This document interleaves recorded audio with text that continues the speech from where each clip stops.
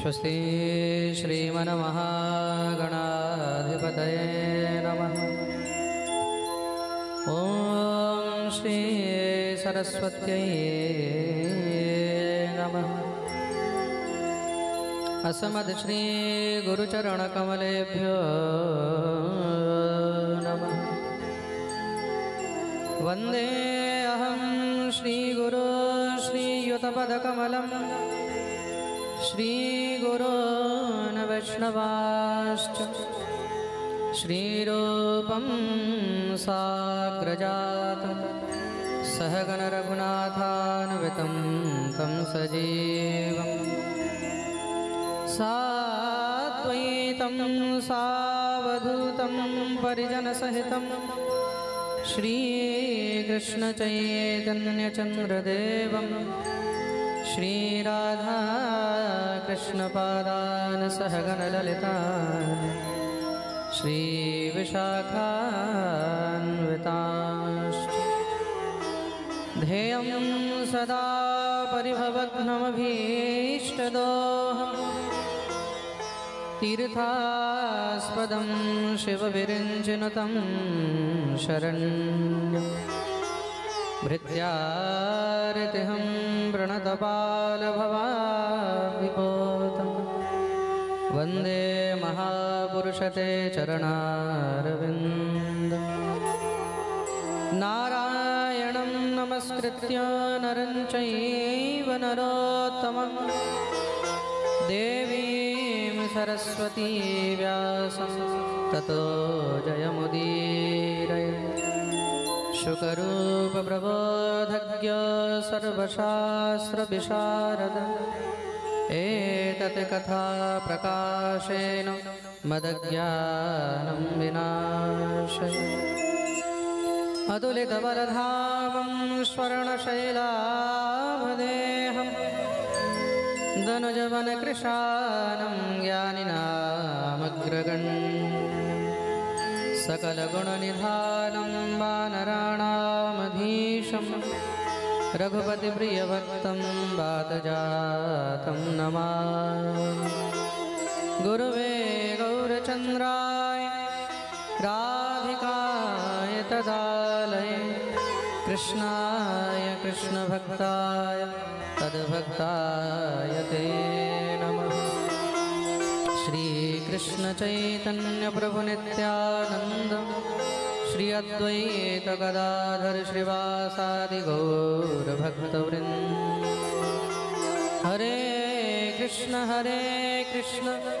कृष्ण कृष्ण हरे हरे, हरे राम राम राम हरे हरे। जय जय श्री राधारमण, जय जय नवल किशोर, जय गोपी चितचोर प्रभु, जय जय माखन चोर। बोलिए भक्तवत्सल भगवान की जय।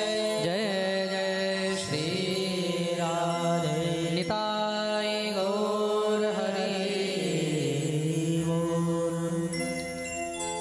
जय सचिनंदन जय गौर हरि, जय सचिनंदन जय गौर हरि, जय सचिनंदन जय गौर हरि, जय सचिनंदन जय गौर हरि, जय सचिनंदन जय गौर हरि,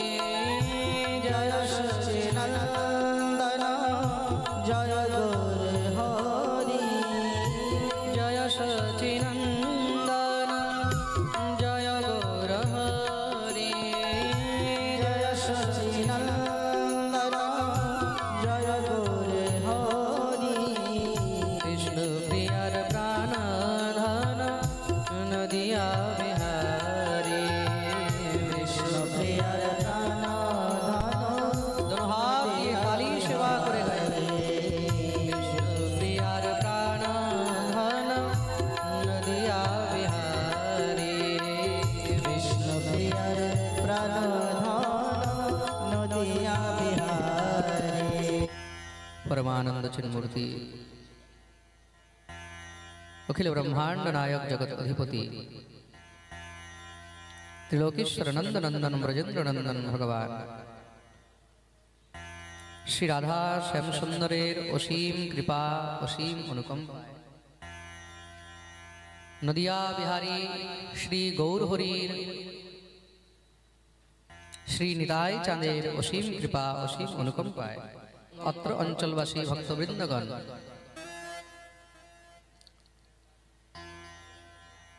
कलिजुग पावन अवतार श्रीमन महाप्रभुर दिव्य श्री गौर हरिर दिव्य चरित्र वर्णन श्रवण करार এই সৌভাগ্য প্রাপ্ত করিয়াছে আমার ষড়ভুজ মহাপ্রভুর কথা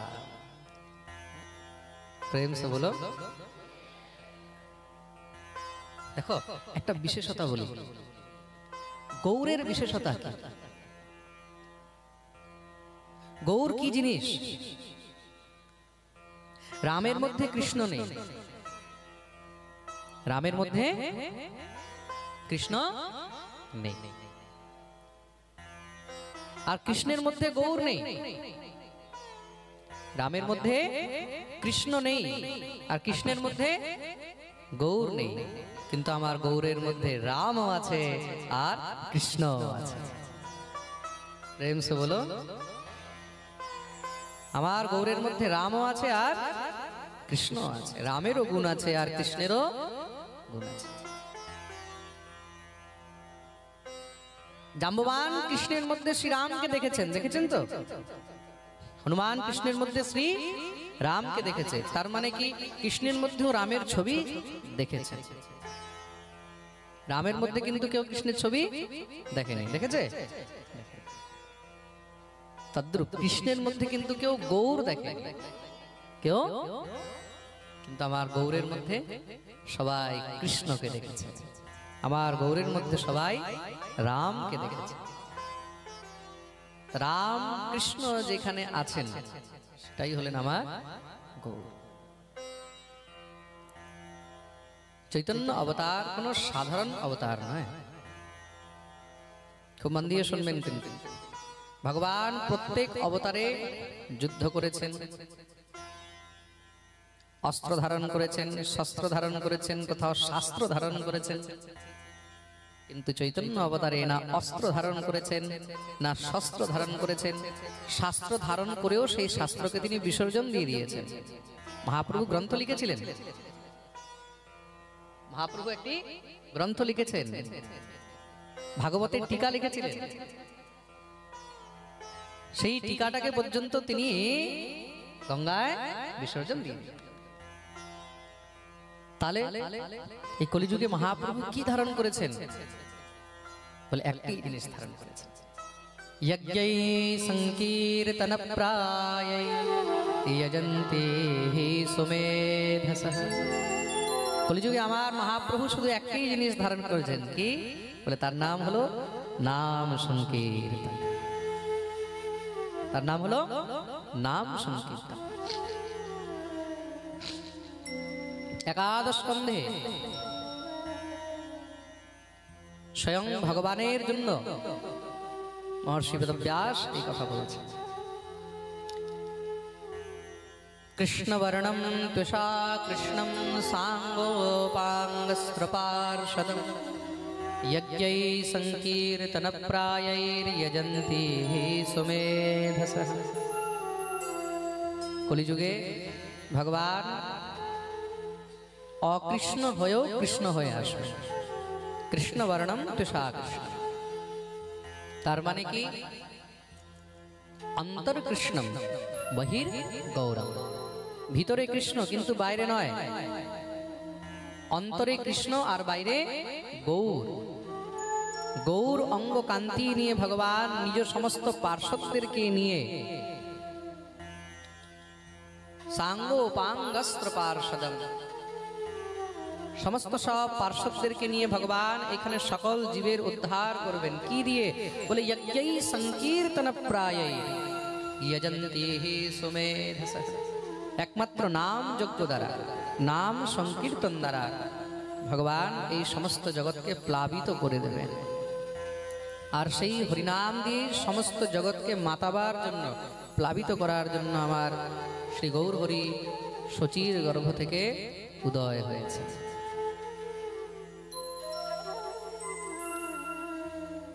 গৌরের কৃপা ছাড়া কেউ গৌরের কথা শুনতে পারে বা গৌরের কথা বুঝতে পারে, এটা সম্ভব।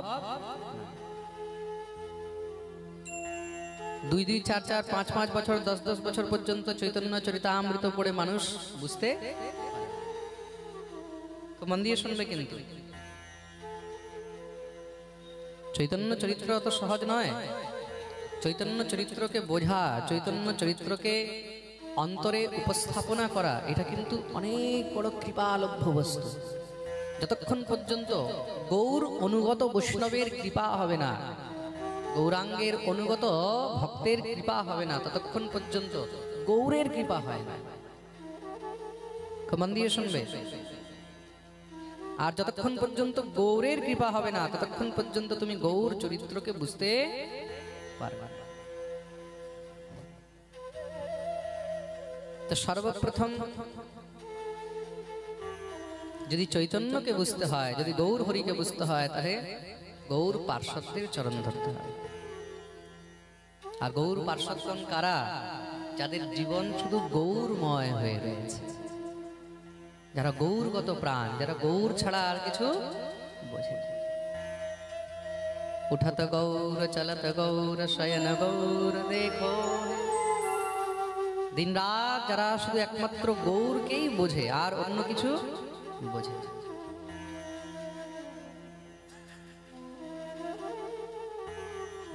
গৌর অনুগত এমন এমন ভক্ত হয়েছেন যারা নিজের রাধা গোবিন্দকে একমাত্র গৌরের মধ্যেই দর্শন করেছে। কেন? এই গৌরকে, গৌর হলেন রাধা কৃষ্ণের মিলিত অবতার।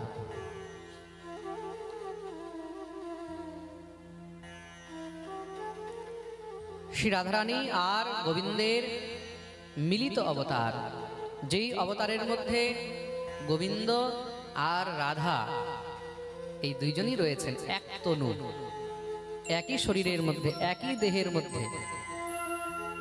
দেহের যেখানে কোনো ভেদ নেই, সেই অবতার হলো গৌরা। সেই অবতারের নাম কি? গৌরা। গো আর রা, যেখানে গোবিন্দ আর রাধারানী দুটি মিলিত আছেন, সেটাই হলেন গৌরা, সেটাই হলো গৌর। বলিয়ে গৌর হরি ভগবান কি জয়। নিশ্চয়ই আমাদের সবার উপরে গৌর হরির অসীম কৃপা হয়েছে। কৃপালভ্য বস্তুই হলো গৌর চরিত্র। তার জন্যই আজকে আমরা সবাই এখানে গৌর চরিতামৃত, গৌর কথা, চৈতন্য চরিত্র শ্রবণ করার এই দিব্য সৌভাগ্য প্রাপ্ত করিয়াছি। সর্বপ্রথম গৌর ভক্তদের চরণে আমরা বন্দন করি। তা গৌর অনুগত গৌর ভক্ত তারা কে? যাদের আনুগত্য নিয়ে, যাদের চরণ ধরে আমরা গৌরকে বুঝতে পারব, তারা হলেন ষড়গোস্বামী পাদ। তারা কে? জোরে বলো। ষড়গোস্বামী পাদ। ষড়গোস্বামী কে? আমাদের গৌড়ীয় বৈষ্ণবদের 6 আচার্য, তাদেরকে ষড়গোস্বামী বলা হয়েছে। জয়রূপ সনাতন ভট্ট রঘুনাথ, শ্রীজীব গোপাল ভট্ট, দাস রঘুনাথ, এই 6 জন হলেন আমাদের ষড়গোস্বামী। শ্রী রূপ গোস্বামী, সনাতন গোস্বামী, শ্রী রঘুনাথ ভট্ট গোস্বামী, শ্রীজীব গোস্বামী, গোপাল ভট্ট গোস্বামী আর রঘুনাথ দাস গোস্বামী। প্রেম সে বলো। এই 6 জন হলেন আমাদের 6 গোসাই। এই 6 গোসাইয়ের করি চরণ বন্দন। যাহা হইতে বিঘ্ননাশ, অভীষ্ট পূরণ। এই ষড়গোস্বামীর আনুগত্য নিয়েই কিন্তু গৌর চরিত্রকে এই জগতের মধ্যে সাজানো হয়েছে, গৌর চরিত্রের বর্ণন করা হয়েছে। আর সেই আনুগত্য নিয়েই শ্রীপাদ কৃষ্ণদাস কবিরাজ গোস্বামী মহারাজ দিব্য শ্রী চৈতন্য চরিত্র, চৈতন্য চরিতামৃতের রচনা করলেন।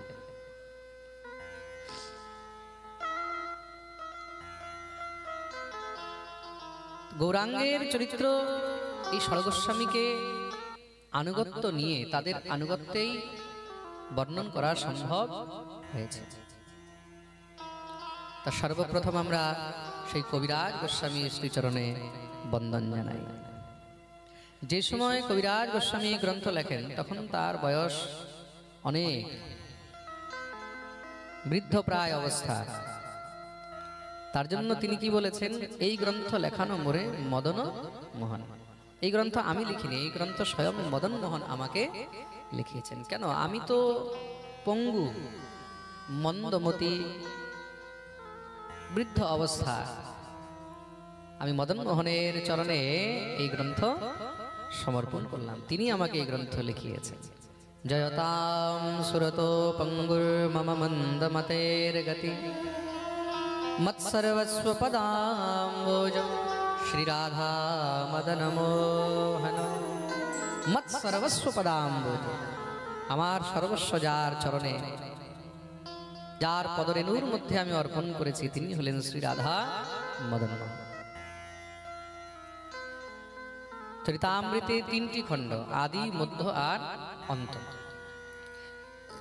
সর্বপ্রথম আমরা গৌর চরিত্রের আদি লীলা, যেটাকে আদি খণ্ড বলা হয়, সেই আদি লীলার মধ্যে প্রবেশ করি। আসুন সবাই সোজা হয়ে বসবেন। মঙ্গলাচরণের প্রথম শ্লোক দোনো হাত জোড় করে আমরা শ্রবণ করব। ওম শ্রী হরয়ে নমঃ। বন্দে গুরুন ঈশ ভক্তান ঈশম ঈশ অবতারকান তৎপ্রকাশাশ্চ তৎশক্তিঃ কৃষ্ণ চৈতন্য সংযকম। কৃষ্ণ চৈতন্য সংযকম। মঙ্গলাচরণে সর্বপ্রথম এখানে যেই বিষয়বস্তু শ্রী গোস্বামী পাদ উল্লেখ করেছেন, যার যার বন্দন করেছেন তারা কে? সর্বপ্রথম বন্দন করেছে বন্দে গুরুন। প্রথমে কার বন্দন করেছেন? গুরু। কেন? যতক্ষণ পর্যন্ত গুরু কৃপা হবে না ততক্ষণ পর্যন্ত গোবিন্দের কৃপা সম্ভব নয়। একমাত্র গুরু কৃপাতে গোবিন্দ কৃপা লাভ হয়। যেই কোনো কার্য যখন আমরা আরম্ভ করি তখন সর্বপ্রথম কার পূজন? আগে গুরুদেবের পূজন। দেখো, সমস্ত দেব দেবীদের যখন পুজো করা হয় তখন আগে কার পুজো? বলে গণপতি পুজো। কার পুজো? গণপতি, গণেশের পুজো। কিন্তু গণেশেরও পুজো করতে গেলে গণেশেরও আগে কার পুজো করতে হয়? সেটা হলেন শ্রী গুরুদেব। খুব মন দিয়ে শুনবে। যদি আপনাদেরকে কেউ জিজ্ঞাসা করে, বলে গণেশ পুজো করতে গেলেও তার আগে কার পুজো করতে হয়? বলতে পারবে তো? কার পুজো? জোরে বলো। গুরুদেব। যতক্ষণ পর্যন্ত গুরুদেবের আদেশ হবে না, গুরু কৃপা করবেন না, ততক্ষণ পর্যন্ত গণপতি পূজাও করা যাবে না। গণপতি পুজোরও আগে কার পুজো? গুরু পুজো। যখন আপনি পুজোতে বসবেন, পুজোর মধ্যে সমস্ত দেবতাদের পুজো যখন আরম্ভ করবেন, তখন সেই সমস্ত দেব পূজার প্রথমে কার পুজো করতে হয়? গুরু পূজা। শ্রী হরিভক্তি বিলাসে গোপাল ভট্ট গোস্বামী পাদ খুব সুন্দর করে পূজা বিধির মধ্যে বর্ণন করছেন। কি বর্ণন করেছেন? সর্বপ্রথম গুরু পূজা। প্রথমে কার পুজো? আপনি সিংহাসনের মধ্যে ঠাকুর রেখেছেন,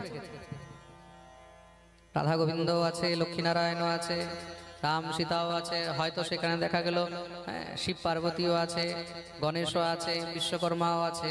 মানুষের ঘরে তো অনেক ঠাকুর থাকে, থাকে কি না? সবাই এই জিনিসটা মন দিয়ে শুনবে। নানা রকম দেবদেবী আছে, তা সেখানে সর্বপ্রথম কার পুজো করবে? কেন বলছি? এই প্রশ্নটা বারবার আসে আমার কাছে। অনেক ভক্তরা এই প্রশ্ন করে, মহারাজজি আগে কাকে পুজো করব, আগে কাকে অর্চন করব, আগে কাকে ফুল দেব? তা যতই দেবদেবী থাকুক, সর্বপ্রথম পূজা হবে গুরুদেবের। কার পুজো হবে? জোরে বলো। গুরুদেব। এজন্য গোস্বামী তুলসীদাস জি যখন রামচরিতমানস লিখছেন, সর্বপ্রথম তিনি কাকে বন্দন করেছেন? শ্রী গুরুদেব। বন্দং গুরুপদ पदुम परागा वंदन गुरुपद पदुम परागा। बंदन प्रथम सर्वप्रथम काके बंधन करेছেন श्री गुरुदेव।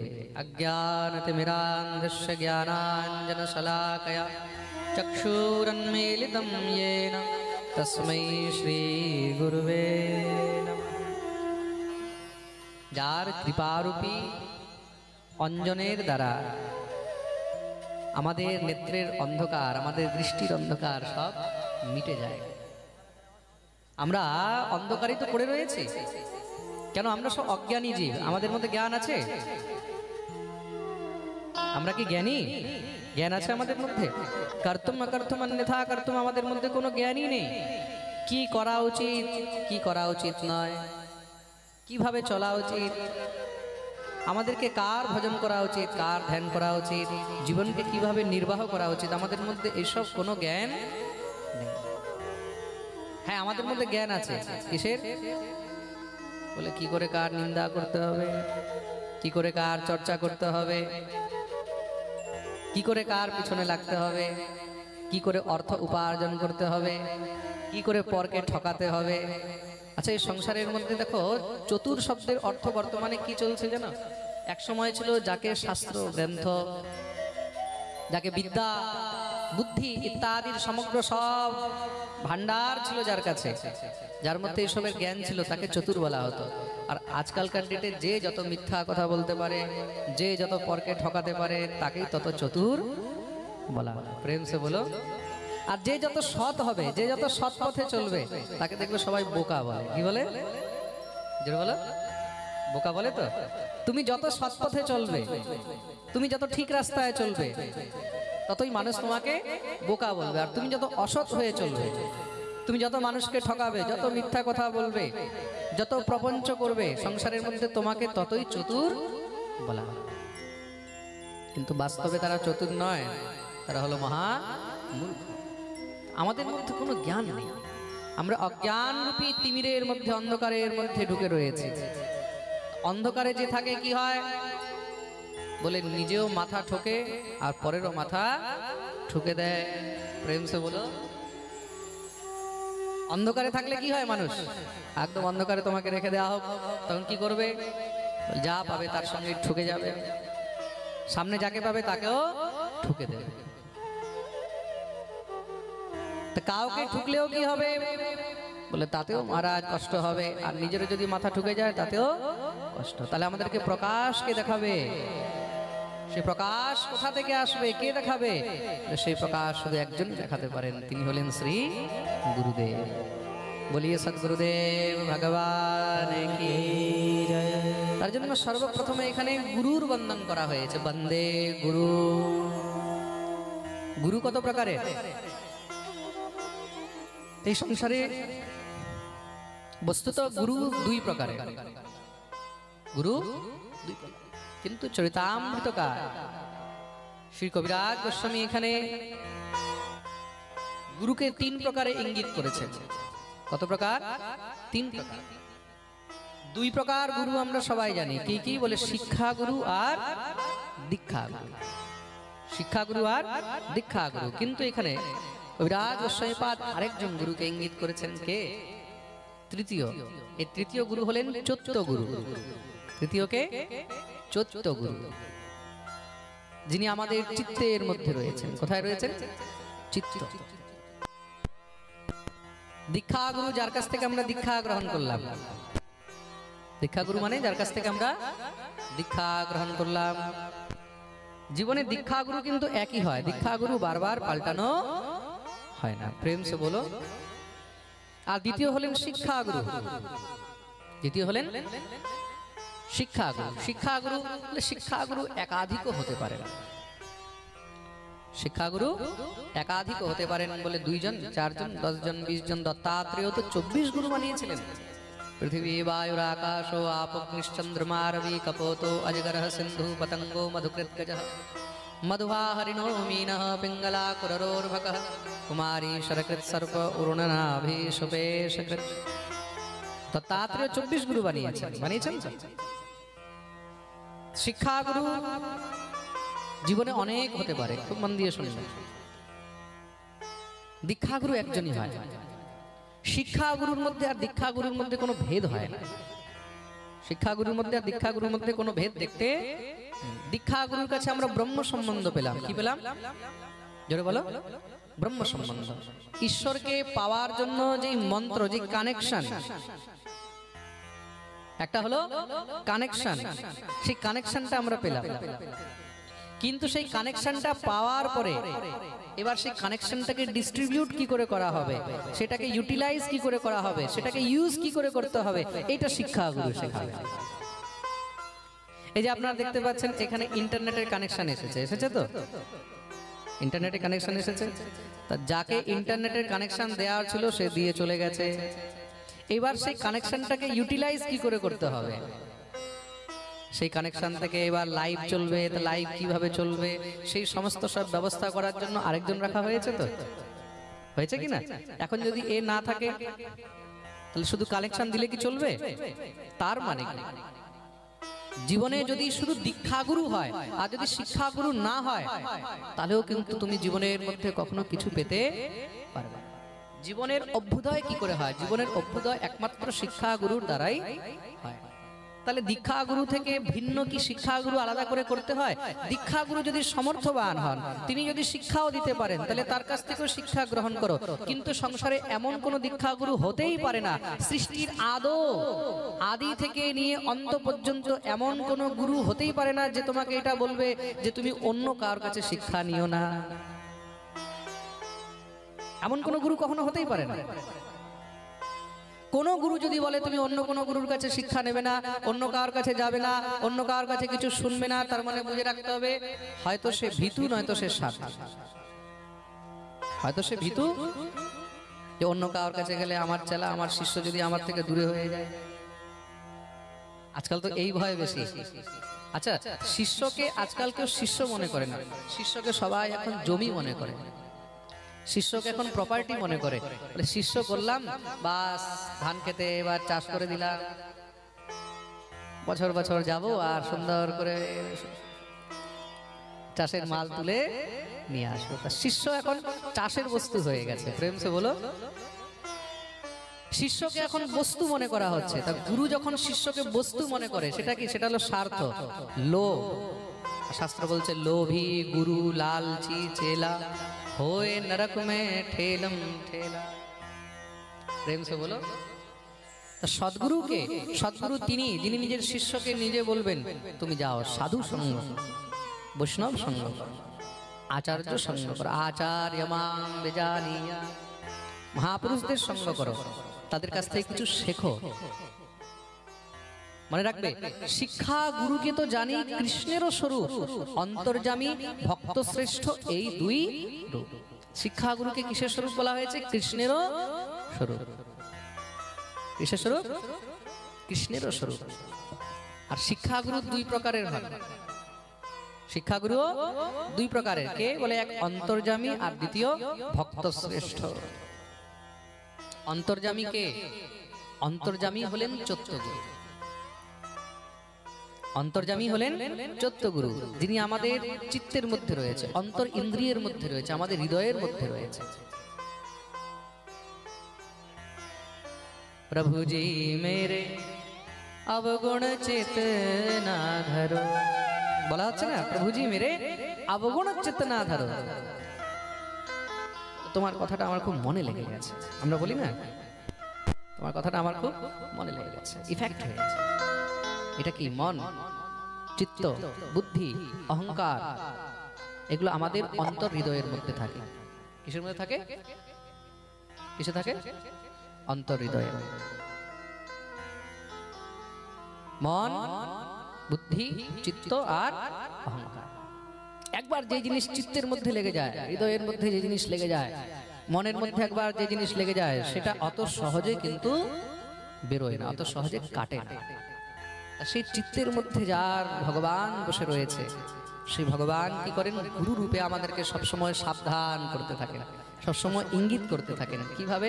আপনি দেখবেন যখন কোনো খারাপ কাজ করতে যাবেন তখন ভিতর থেকে দেখবেন আপনাকে একবারের জন্য হলেও কিন্তু সেই চত্বরূপী গুরু আপনাকে অ্যালার্ট করবে, সাবধান করবে, তুমি করো না।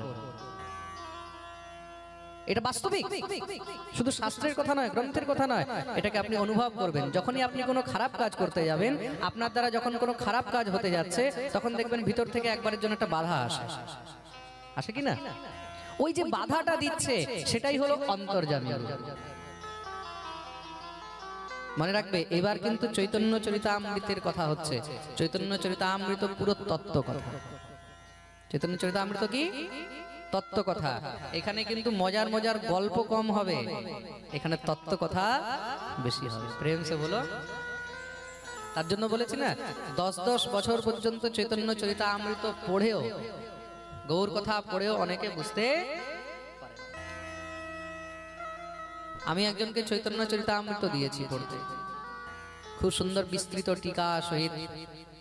1 বছর পর্যন্ত চৈতন্য চরিতামৃত পড়তে পড়তে 1 বছর পরে সে আমাকে উল্টো রিটার্ন দিয়ে গেছে। বললাম কি হলো? বলে মহারাজ 1 বছর ধরে বোঝার চেষ্টা করছি কিন্তু এখনো পর্যন্ত একটি পরিচ্ছেদও ভালো করে বুঝতে পারলাম। এই হলো চৈতন্য চরিতামৃত। একটি জিনিস এখানে ডিটেলে সব বর্ণন করেছে।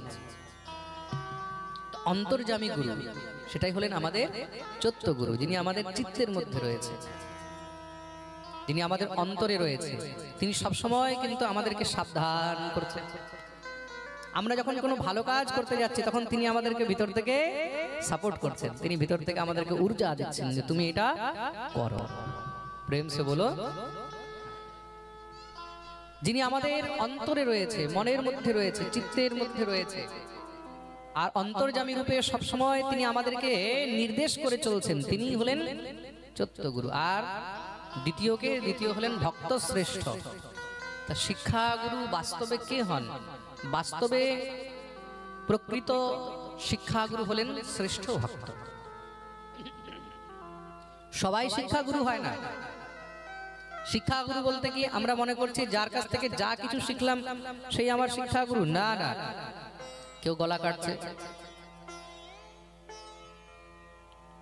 তো গলা কাটছে, তো তাদের রোজের কাজ, রোজ মিনিমাম 8-10টা গলা কাটে। তা তার কাছে দাঁড়িয়ে আমি গলা কাটা শিখলাম, তাহলে কি সে আমার শিক্ষাগুরু হলো? বলুন। আপনি দোকানের মধ্যে গিয়ে দেখবেন ওখানে যে সাজানো থাকে, রোজ তো কাটছে কিনা? কেউ 10টা কাটছে, কেউ 20টা কাটছে, কেউ 25টা কাটছে। বলে তাকে দেখে আমি যদি কাটা শিখলাম তাহলে কি সে আমার শিক্ষাগুরু হলো? না। তাহলে শিক্ষাগুরু কে হয়? কেউ গালি দিচ্ছে, অনেকের স্বভাব হয় দেখবে কথায় কথায় গালি দেয়, তার কাছ থেকে যদি গালি শিখলাম তাহলে কি সে আমার শিক্ষাগুরু হলো? যে আমাকে নরকের দিকে নিয়ে যাচ্ছে, যে আমাকে নষ্টের পথে নিয়ে যাচ্ছে, যে আমাকে বিকৃত করে তুলছে, সে শিক্ষাগুরু নয়। তো প্রকৃত শিক্ষাগুরু কে? বলে যিনি বৈষ্ণব শ্রেষ্ঠ, যিনি আমাকে হরি ভক্তির উপদেশ করতে পারেন, তিনি হলেন একমাত্র শিক্ষা।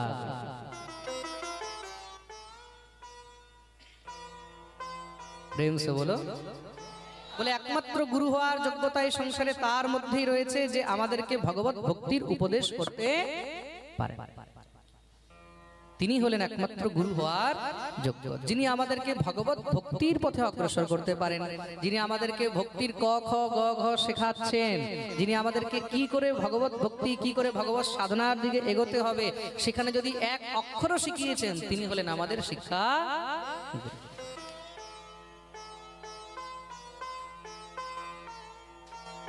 তা শিক্ষাগুরু কত প্রকার বলা হলো? হ্যাঁ জোরে বলো। এখনই বোঝালাম তো শিক্ষাগুরু কত প্রকার? 2 প্রকার। শিক্ষাগুরু কত প্রকার? হ্যাঁ, তার জন্য আমি বলি না যে মাঝে মাঝে এইভাবেই জিজ্ঞাসা করবো, তাতে বোঝা যাবে কে কত মন দিয়ে পাঠ শুনছে। গুরু 3 প্রকার। কি কি? দীক্ষাগুরু, শিক্ষাগুরু আর চৈত্যগুরু। চৈত্যগুরু শিক্ষাগুরুরই একটি ভাগ, একটি অংশ। শিক্ষাগুরু 2 প্রকার। 2 প্রকার কি কি? বলে অন্তর্যামী, ভক্ত শ্রেষ্ঠ, এই 2 রূপ। শিক্ষাগুরু হলেন দুই প্রকার, এক অন্তর্যামী আর এক হলেন ভক্ত শ্রেষ্ঠ। জীবনের শিক্ষাগুরু কাকে করতে হয়? একমাত্র কৃষ্ণ ভক্ত, হরি ভক্ত, যারা ভগবত ভক্ত, এমন শ্রেষ্ঠ ভক্তদেরকেই শিক্ষাগুরু করিতে হয়। প্রেম সে বলো। তার জন্য এখানে সর্বপ্রথম শ্রী গুরুদেবকে প্রণাম করা হয়েছে। তার নিজের নিজের শিক্ষাগুরু, নিজের নিজের দীক্ষাগুরু, সর্বপ্রথম তাদের চরণে বন্দন করিতে। বলিয়ে সদ্গুরুদেব ভগবান কি। কেন? এই ভবসাগর থেকে যদি কেউ পার করতে পারেন, তিনি হলেন একমাত্র শ্রী গুরুদেব। গুরুর চরণ ছাড়া আজ পর্যন্ত কেউ এই ভবসাগর পার হতে পারে না। যতক্ষণ পর্যন্ত গুরুদেবের চরণরূপী নৌকার মধ্যে উঠবে না, ততক্ষণ পর্যন্ত এই ভবসাগর পার হতে পারবে না। তার জন্য গুরু কর্ণধার, গুরুর চরণ ধরতে, চরণরূপী নৌকায় উঠে বসতে। বলিয়ে সদ্গুরুদেব ভগবান কি জয়। ভবসাগর তারণ কারণ হে রবিনন্দন বন্ধন বন্ধন হে। ভবসাগর তারণ কারণ হে রবিনন্দন বন্ধন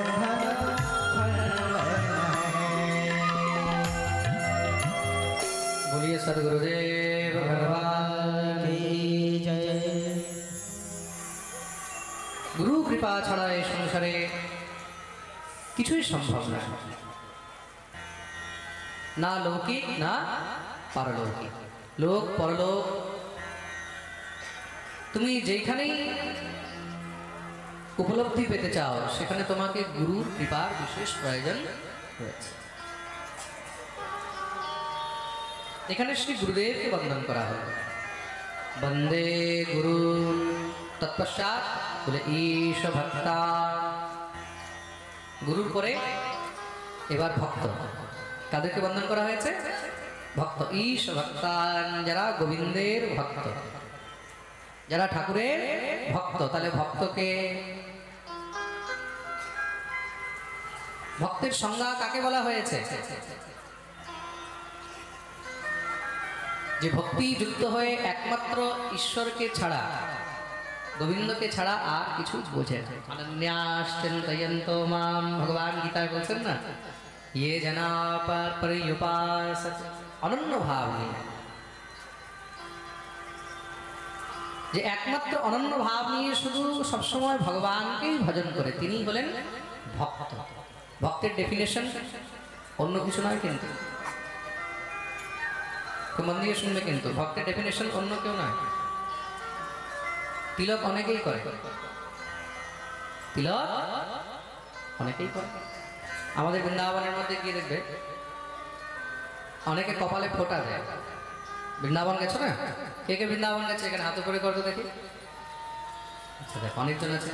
তা বৃন্দাবনে দেখবে বাঁকে বিহারী মন্দিরের সামনে, যমুনার ধারে দেখবে অনেক মেয়ে ছেলেরা, অনেক বেটা ছেলেরা, অনেক বাচ্চারা দেখবে মাথার মধ্যে তিলক দেয়। একটা স্ট্যান্ড থাকে তিলকের, ওটা দিয়ে দেয়, তাই না? তিলক দেয়, রাধে রাধে লেখা থাকে, গালের মধ্যে ছাপ লাগিয়ে। ওরা নিজেরাও করে থাকে, কিন্তু ওদের ভগবত ভক্তির সঙ্গে, হরিনামের সঙ্গে, জপ, ঠাকুর সেবা, এগুলোর সঙ্গে কোনো সম্বন্ধ নেই। তা তারা তিলক কেন করে আর অন্যকে তিলক কেন করায়? বলে only for business, only for ধান্দা, দ্বিতীয় আর কোনো কারণ নেই। তা শুধু তিলক করলেই কিন্তু ভক্ত হয় না। প্রেম সে বলো, শুধু তিলক করলেই ভক্ত।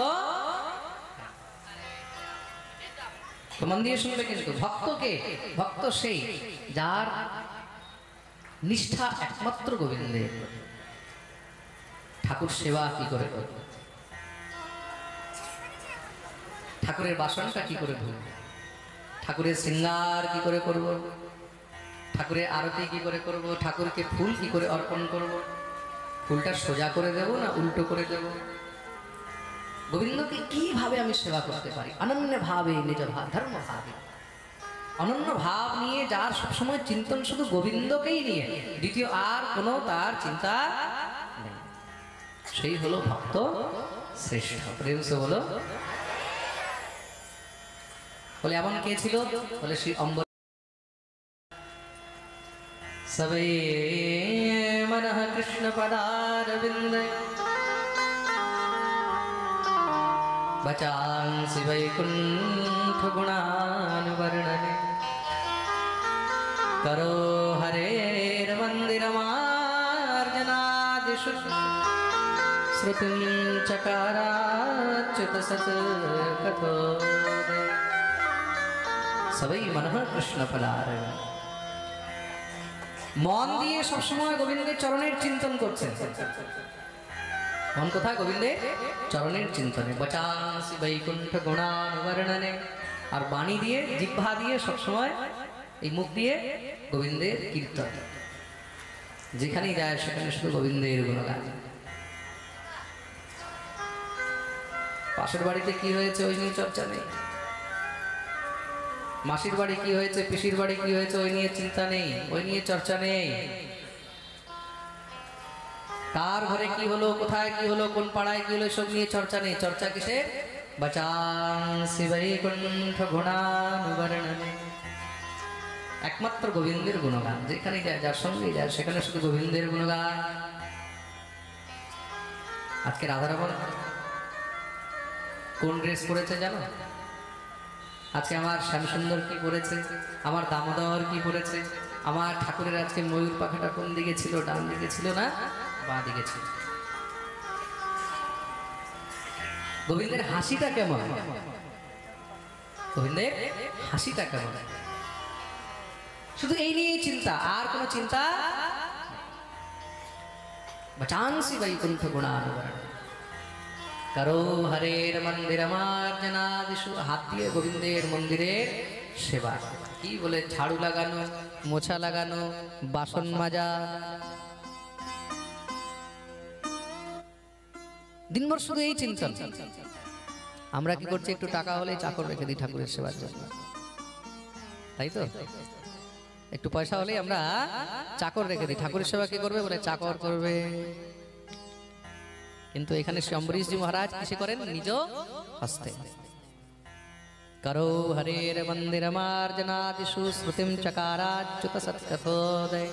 শ্রুতি দিয়ে, কান দিয়ে কি বলে? একমাত্র গোবিন্দের কথা শোনেন। কেউ যদি হরি কথা বলে তার কাছে গিয়ে বসেন। শুধু তাই নয়, তদ্ভৃত্য গাত্রানুস্পর্শেঙ্গ সঙ্গম। রাজার কোনো ভৃত্য, কোনো চাকর যদি হরি গুণগান গায়, যদি হরি কথা শোনায়, দৌড়ে গিয়ে সেই চাকরকে বুকে জড়িয়ে ধরে।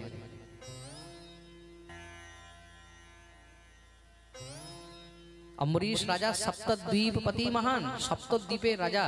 শুধু একটা দ্বীপের নয়, শুধু জম্বু দ্বীপের নয়, সপ্তদ্বীপের রাজা, চক্রবর্তী সম্রাট। তার সামনে একটা চাকর কি? কিন্তু কোনো চাকরের মুখেও যদি হরি কথা শুনে, তাকে দৌড়ে গিয়ে আলিঙ্গন করে। কেন? বলে হরি ভক্তকে আলিঙ্গন করলেও ওই দেহ পবিত্র হয়ে যায়। প্রেম সে বল। হরি ভক্তকে আলিঙ্গন করলেও দেহ পবিত্র হয়ে যায়। তদ্ভৃত্য গাত্রানুস্পর্শেঙ্গ সঙ্গম। যে গোবিন্দের গুণগান গায়, যার মুখে কৃষ্ণ কথা আছে, তার কাছে গিয়ে বসেন। যেখানে কৃষ্ণ কথা নেই, গোবিন্দের কথা নেই, সেখানে বসেন না, সেখান থেকে দূরে চলে যান। অম্বরীশ মহারাজ সহস্র রানী তার, সেই রানীদের মধ্যে যে একমাত্র হরিকথার গুণগান করে, যে ঠাকুর সেবা নিয়ে আছে, রাজা একমাত্র সেই রানীর কাছেই যান। যেই রানীর মুখে হরিকথা নেই, রাজা সেই রানীর কাছেও যান। এটা হলো অম্বরীশের চরিত্র।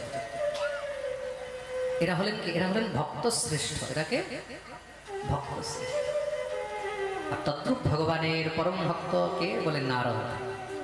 পরম ভক্তকে নারদ। নারদের মুখে সবসময় কি আছে? সবসময় শুধু হরিনাম। নারায়ণ নারায়ণ নারায়ণ নারায়ণ, হরি শরণম হরি শরণম, হরি শরণম নারায়ণ নারায়ণ ছাড়া নারদের মুখের মধ্যে আর কিছু নাই। তদ্রূপ এই গৌর অবতারের মধ্যে ভগবানের পরম প্রিয় ভক্ত হলেন কে? শ্রীবাস আচার্য। কে? শ্রীবাস আচার্য। তার মানে কি এখানে ভক্ত শ্রেষ্ঠ, সেই ভক্ত ভক্ত শিরোমণি শ্রীবাস প্রভুকে বন্দন করা হয়েছে। কাকে বন্দন করা হয়েছে? শ্রীবাস। বলিয়ে শ্রীবাস ঠাকুর কি। তা প্রথম ছিল গুরু বন্দনা। প্রথম কি? গুরু বন্দনা। তারপরে ঈশ ভক্তান, তৎপশ্চাৎ বলে ঈশ অবতারকান, ঈশ্বরের অবতার। অবতারকে গৌর লীলার মধ্যে ঈশ্বরের অবতারকে বলে অবতার অন্য কেউ নয়, অবতার হলেন শ্রী অদ্বৈতাচার্য। অবতারকে জোরে বলো, অদ্বৈতাচার্য। অদ্বৈতাচার্য কার অবতার? বলে মহাবিষ্ণুর অবতার শ্রী অদ্বৈত চন্দ্র। মহাবিষ্ণুর অবতার। বিষ্ণুও তো অনেক রয়েছেন, মহাবিষ্ণু, শ্রী বিষ্ণু, পয়োধি সাই বিষ্ণু। তার মধ্যে মহাবিষ্ণুর অবতার হলেন শ্রী অদ্বৈতাচার্য। এখানে শ্রী অদ্বৈতাচার্যকে বন্দন করা হয়েছে। বলিয়ে অদ্বৈত ঠাকুর কি। তৎপশ্চাৎ বলে তৎপ্রকাশাশ্চ, তারপরে ভগবানের যে প্রকাশ, ঈশ্বরের প্রকাশকে বন্দন করা হয়েছে। ঈশ্বরের প্রকাশকে খুব মন দিয়ে শুনবে। ভগবানের প্রকাশ হলেন একমাত্র অনন্তদেব। প্রকাশকে অনন্তদেব, শঙ্কর্ষণ। আর সেই শঙ্কর্ষণ অনন্তই হলেন এই গৌর অবতারের মধ্যে শ্রী নিত্যানন্দ প্রভু। ভগবানের প্রকাশ, প্রকাশ মানে বিলাস, প্রকাশ মানে বিলাস। বিলাস দুই প্রকারের হয়, এক হলো প্রভব, এক হলো বিভব মানে বৈভব। এক হলো প্রভব আর এক হলো বিভব। বিভব মানে বৈভব। প্রেম সে বলো। তা ভগবানের বৈভব বিলাস আর প্রভব বিলাস, এই দুইটি বিলাস মানে এই দুই প্রকাশ হলেন মুখ্য। প্রেম সে বলো। তার মধ্যে ভগবানের বৈভব বিলাসকে বলে বৈভব বিলাস হলেন শ্রী নিত্যানন্দ প্রভুকে নিতাই ছাড়া। নিতাই ছাড়া গোবিন্দের বৈভব নেই। প্রেম সে বলো। গৌরের বৈভব কি দিয়ে? বলে গৌরের বৈভব হলো নিতাই। নিতাইয়ের কৃপা ছাড়া গৌরের কৃপা সম্ভব নয়। যদি কেউ ভাবে যে নিতাইয়ের কৃপা ছাড়া আমরা গৌর পেয়ে যাব, সম্ভবই নয়। নিতাইয়ের মাধ্যমে গৌরকে পাওয়া সম্ভব, ডাইরেক্টলি গৌরকে পাওয়া সম্ভব নয়। শ্রীপাদ কৃপা করবেন, শ্রী নিত্যানন্দ প্রভু কৃপা করবেন, তবে গিয়ে গৌরের কৃপা। তার জন্য এখানে শ্রী নিত্যানন্দ প্রভুকে ভগবানের প্রকাশ রূপে বন্দন করা হয়েছে। বলিয়ে শ্রী নিতাই ভগবান কি। তারপরে তৎশক্তি, প্রভুর ঈশ্বরের প্রকাশ, প্রকাশের পরে তৎশক্তি, সেই শক্তিকে, ভগবানের শক্তিকে, ভগবানের শক্তি হলেন শ্রীমতী রাধা রানী। শক্তিকে জোরে বলো, রাধা। রাধাই হলেন কিন্তু গোবিন্দের শক্তি। রাধা ছাড়া গোবিন্দের শক্তি নেই। প্রভব হোক চাহে বিভব হোক, যেখানে গোবিন্দের শক্তি নেই সেখানে গোবিন্দ কিন্তু অধুরা থেকে যায়, আধা থেকে যায়। তার জন্য আমাদের ব্রজবাসীগণ বলেন না, বিনা রাধে কৃষ্ণ আধে। সেই শক্তিকে গৌর অবতারের মধ্যে সেই শক্তি হলেন শ্রী গদাধর প্রভু। সেই শক্তিকে গদাধর, এই গদাধরী হলেন কিন্তু একমাত্র গৌরের শক্তি, গৌরের শক্তি, শ্রী রাধার ভাব। প্রেম সে বলো। রাধা তত্ত্ব যার মধ্যে সমাবিষ্ট হয়ে রয়েছে তিনি হলেন শ্রী গদাধর। গদাধরের ভিন্ন রাধা তত্ত্ব অন্য কার মধ্যে কিন্তু দর্শন নেই। চরিতামৃত যথা। তাই এখানে ভগবানের শক্তিরূপী গদাধরকে বন্দন করা হয়েছে। আর তৎপশ্চাৎ বলে কৃষ্ণ চৈতন্য সংগকম, সেই ইষ্টকে, সেই ঈশকে, ঈশ্বরকে, সেই ঈশ্বরই হলেন একমাত্র শ্রীকৃষ্ণ চৈতন্য। স্বয়ং শ্রীকৃষ্ণই এখানে চৈতন্য রূপে এসেছেন, তার জন্যই তার নাম হলো কৃষ্ণ চৈতন্য। বলিয়ে শ্রীকৃষ্ণ চৈতন্য মহাপ্রভু কি। এই প্রকার এখানে পঞ্চতত্ত্বকে বন্ধন করা হয়েছে। কাকে বন্ধন করা হয়েছে? জোরে বলো। পঞ্চতত্ত্ব। পঞ্চতত্ত্ব কে কে? মহাপ্রভু, নিত্যানন্দ, অদ্বৈত, শ্রীবাস আর গদাধর। বন্দে গুরুন ঈশ ভক্তান ঈশম ঈশ অবতারকান তৎপ্রকাশাশ্চ তৎশক্তিঃ কৃষ্ণ চৈতন্য সংঘ। মঙ্গলাচরণ প্রথম শ্লোকে এখানে বন্ধন করা হয়। তাও তো আমি অনেক শর্টকাটে ব্যাখ্যা করলাম এই একটি শ্লোক। একটি শ্লোকের ব্যাখ্যাতেই 1 ঘন্টা হয়ে গেল। চরিতামৃতের একটি শ্লোক এমন, এগুলো যদি আরো বিস্তার করা যায় না, একটি শ্লোক একদিনেও শেষ হবে। আমাদের শ্রী গুরুদেব যখন চৈতন্য চরিতামৃত বর্ণন করেন, তখন ওনার কাছে বসে আমি চৈতন্য চরিতামৃত অধ্যয়ন করতাম। একটি শ্লোক, এই শ্লোকটাই আমাকে 5 দিন পর্যন্ত পড়িয়েছিলেন তিনি। বিচার করা যায় কতদিন?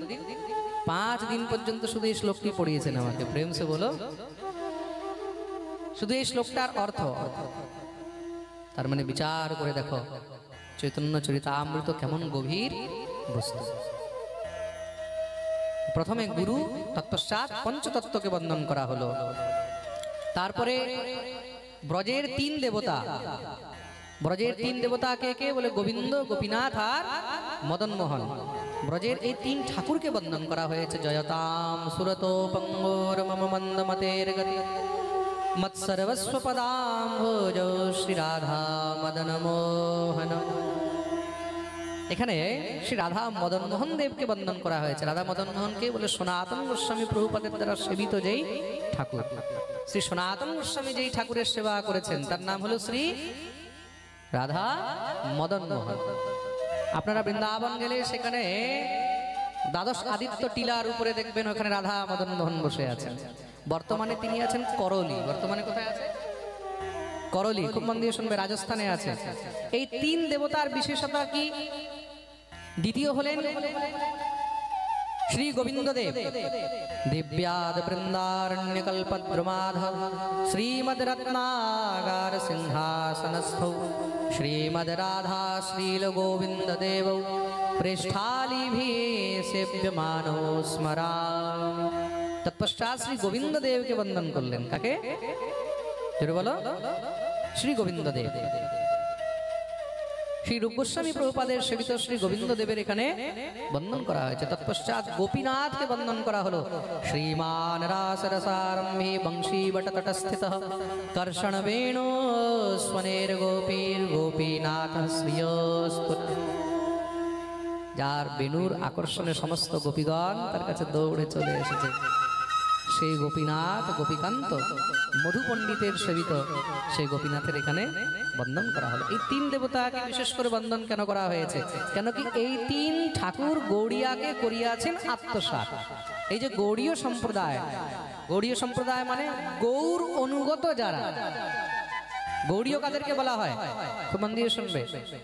গৌড়ীয় কাদেরকে বলা হয়? বলে যারা গৌর অনুগত, যারা নিতায়ের অনুগত, গৌরাঙ্গের অনুগত, তারাই হলেন গৌড়ীয়। তা গৌড়ীয়দেরকে এই 3 ঠাকুর আত্মসাৎ করেছেন। কোন 3 ঠাকুর? গোবিন্দ, গোপীনাথ আর মদন মোহন। এই 3 ঠাকুর কোথা থেকে আসলেন? ভগবান শ্রীকৃষ্ণের প্রপৌত্র, নাম হলো বজ্রনাভ। খুব মন দিয়ে শুনবে। ভগবানের পুত্র হলেন প্রদ্যুম্ন, প্রদ্যুম্নের পুত্র হলেন অনিরুদ্ধ, আর অনিরুদ্ধের পুত্র হলেন কে? বজ্রনাভ। যে সময় ভগবান নিজ লীলা সম্বরণ করে পরমধাম গমন করলেন, সে সময় বজ্রনাভ মাতৃগর্ভ। কোথায়? হ্যাঁ জোরে বলো। মাতৃগর্ভ। পরবর্তীকালে যখন বজ্রনাভের জন্ম হয় তখন শ্রী পরীক্ষিতজি মহারাজ, রাজা পরীক্ষিত বজ্রনাভকে নিয়ে মথুরায় আসেন। আর মথুরায় এসে তিনি বজ্রনাভকে মথুরার রাজা বানালেন। কি বানালেন? রাজা বানালেন। কেন? দ্বারকা তো নিশ্চিহ্ন হয়ে গেছে। সমস্ত ব্রজবাসীদের এখন অধিপতি কে হবে? ব্রজমণ্ডলকে কে দেখবে? তার জন্য বজ্রনাভকে রাজা বানানো হলো। বজ্রনাভের খুব বৃহৎ ইচ্ছা হলো ঠাকুরের কথা শ্রবণ করা।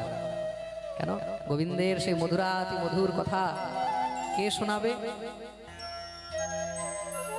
তা গোবিন্দকে যে বাল্যকাল থেকে দেখেছে তার কাছে যেতে হবে। তো ভগবানকে বাল্যকাল থেকে কে দেখেছে? জন্ম থেকে।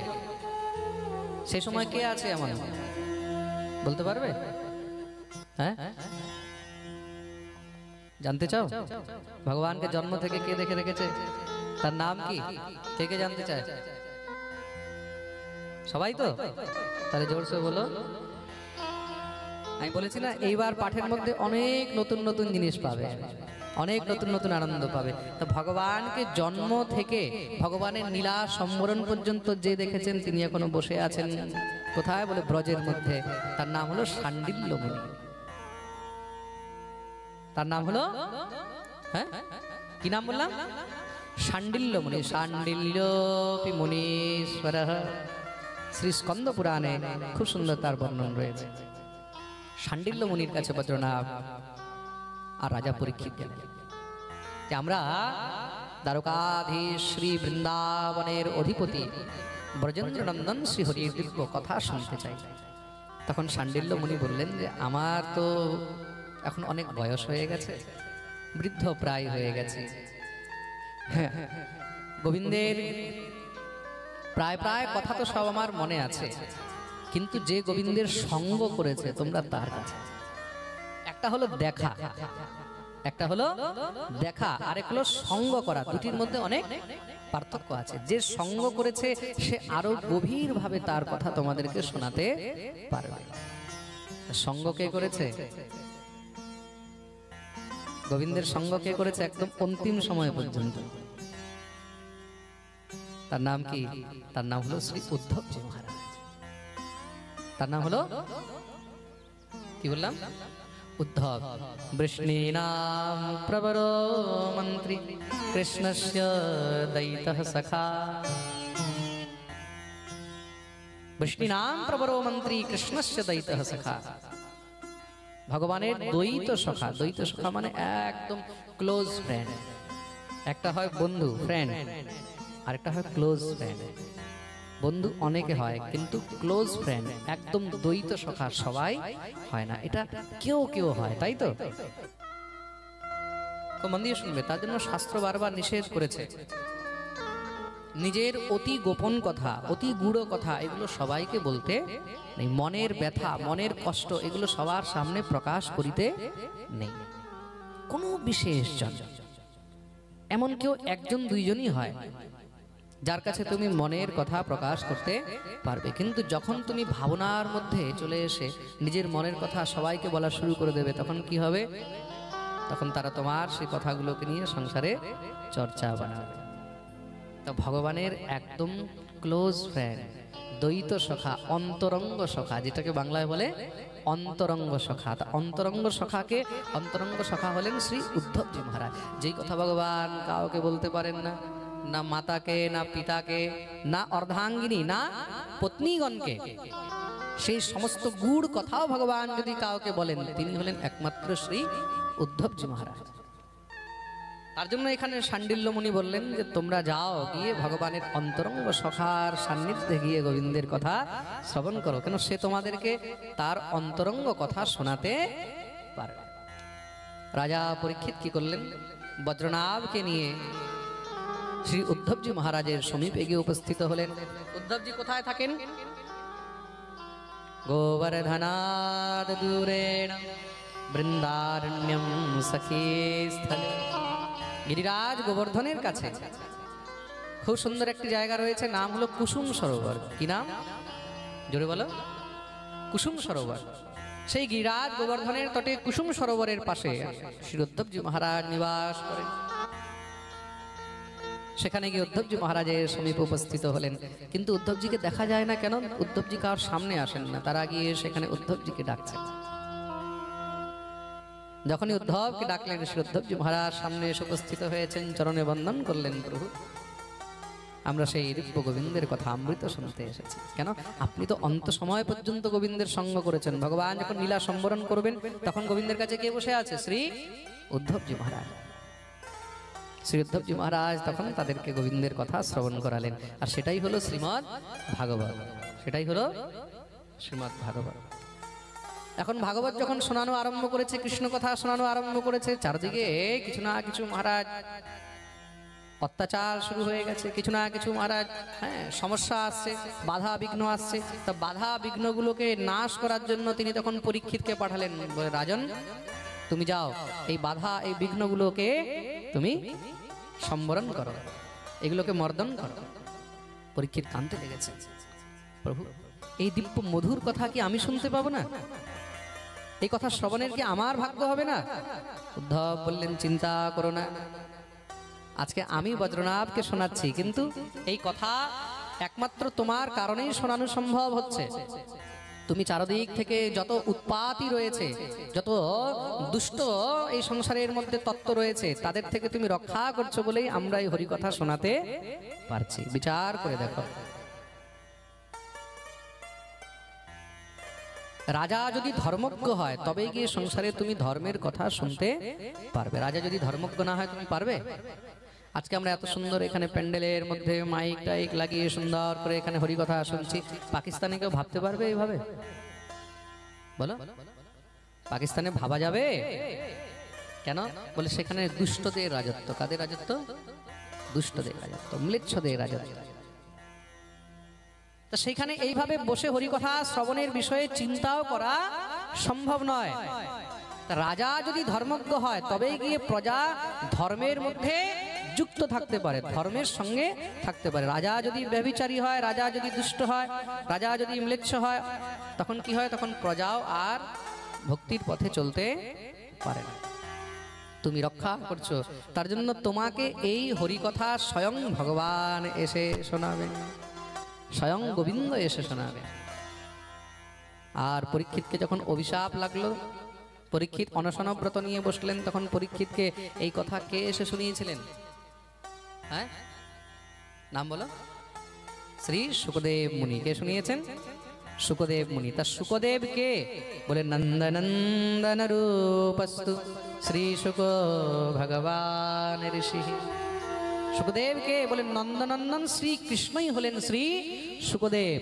তা স্বয়ং ভগবান সুখদেব হয়ে পরে এসে রাজা পরীক্ষিতকে এই হরিকথা শুনিয়েছেন, এই ভাগবত শুনিয়েছেন। বলিয়ে ভাগবত ভগবান কি জয়। আর বজ্রনাভকে কে শুনিয়েছেন? উদ্ধব শুনিয়েছেন। কে শুনিয়েছেন? জোরে বলো। উদ্ধব। তা শ্রী উদ্ধবের মুখে এই হরিকথা শ্রবণ করে বজ্রনাভের অন্তরে গোবিন্দের শ্রী বিগ্রহ নির্মাণের ইচ্ছা জাগ্রত। তো গোবিন্দের শ্রী বিগ্রহ নির্মাণ করালেন।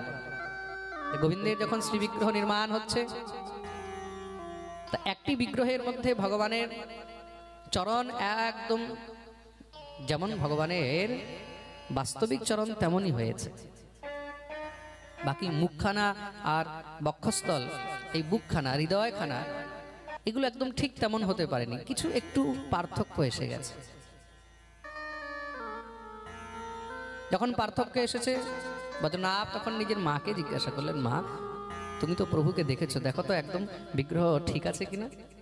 তিনি দেখে বললেন, এই বিগ্রহ ঠিক তো আছে, কিন্তু বিগ্রহের চরণটা ঠিক আছে, বাকিগুলো একটু পার্থক্য হয়ে গেছে। দ্বিতীয় বিগ্রহ বানালেন। দ্বিতীয় বিগ্রহের মধ্যে এবার কি করেছেন? কোমর থেকে নিয়ে আর গলা পর্যন্ত খুব সুন্দর করে একদম আগে ভালো করে ধ্যান দিয়ে বানানো হয়েছে। বাকিগুলো খুব সুন্দর করে বানানো হলো। মায়ের কাছে নিয়ে গেলেন, মা এবার বলো তো। বলে হ্যাঁ, এই বিগ্রহের বক্ষস্থলটা একদম ঠিক হয়েছে, কিন্তু মুখটা একদম ঠিক তেমন আসছে না। আবার তৃতীয় বিগ্রহ নির্মাণ করলেন। তৃতীয়ের মধ্যে মুখখানা একদম অ্যাজ ইট ইজ হয়েছে, যা একটু মানে 1% এদিক ওদিক ছিল, সেটাও পুরো হয়ে গেছে। মায়ের কাছে গেলেন, মা মা বলেন, মুখ তো একদম মুখমণ্ডল স্বয়ং প্রভুর মতন হয়েছে। এখন কি একটা বিগ্রহ থেকে আরেকটা বিগ্রহ বানাতে গেলে অন্যটার মধ্যে কিছু না কিছু কমি হয়ে যাচ্ছে। যেখানে চরণের উপরে ফোকাস ছিল সেখানে বাকিগুলোর মধ্যে একটু এদিক ওদিক হয়েছে। যেখানে বক্ষস্থলের উপরে ফোকাস ছিল সেখানে বাকি মুখের মধ্যে, চরণের মধ্যে একটু এদিক ওদিক হয়েছে। যেখানে মুখমণ্ডলের উপরে ফোকাস ছিল সেটা অন্যদিকে একটু কমি হয়ে গেছে। 3টি বিগ্রহ তৈরি করলেন। মা বললেন, চিন্তা নেই, যে জীব আজ থেকে এই 3 বিগ্রহ একসঙ্গে দর্শন করবে, এক সূর্যের মধ্যে, সূর্যোদয় থেকে নিয়ে সূর্যাস্তের মধ্যে যে জীব এই 3 বিগ্রহ দর্শন করবে, সাক্ষাৎ প্রভুর দর্শনের ফল প্রাপ্ত।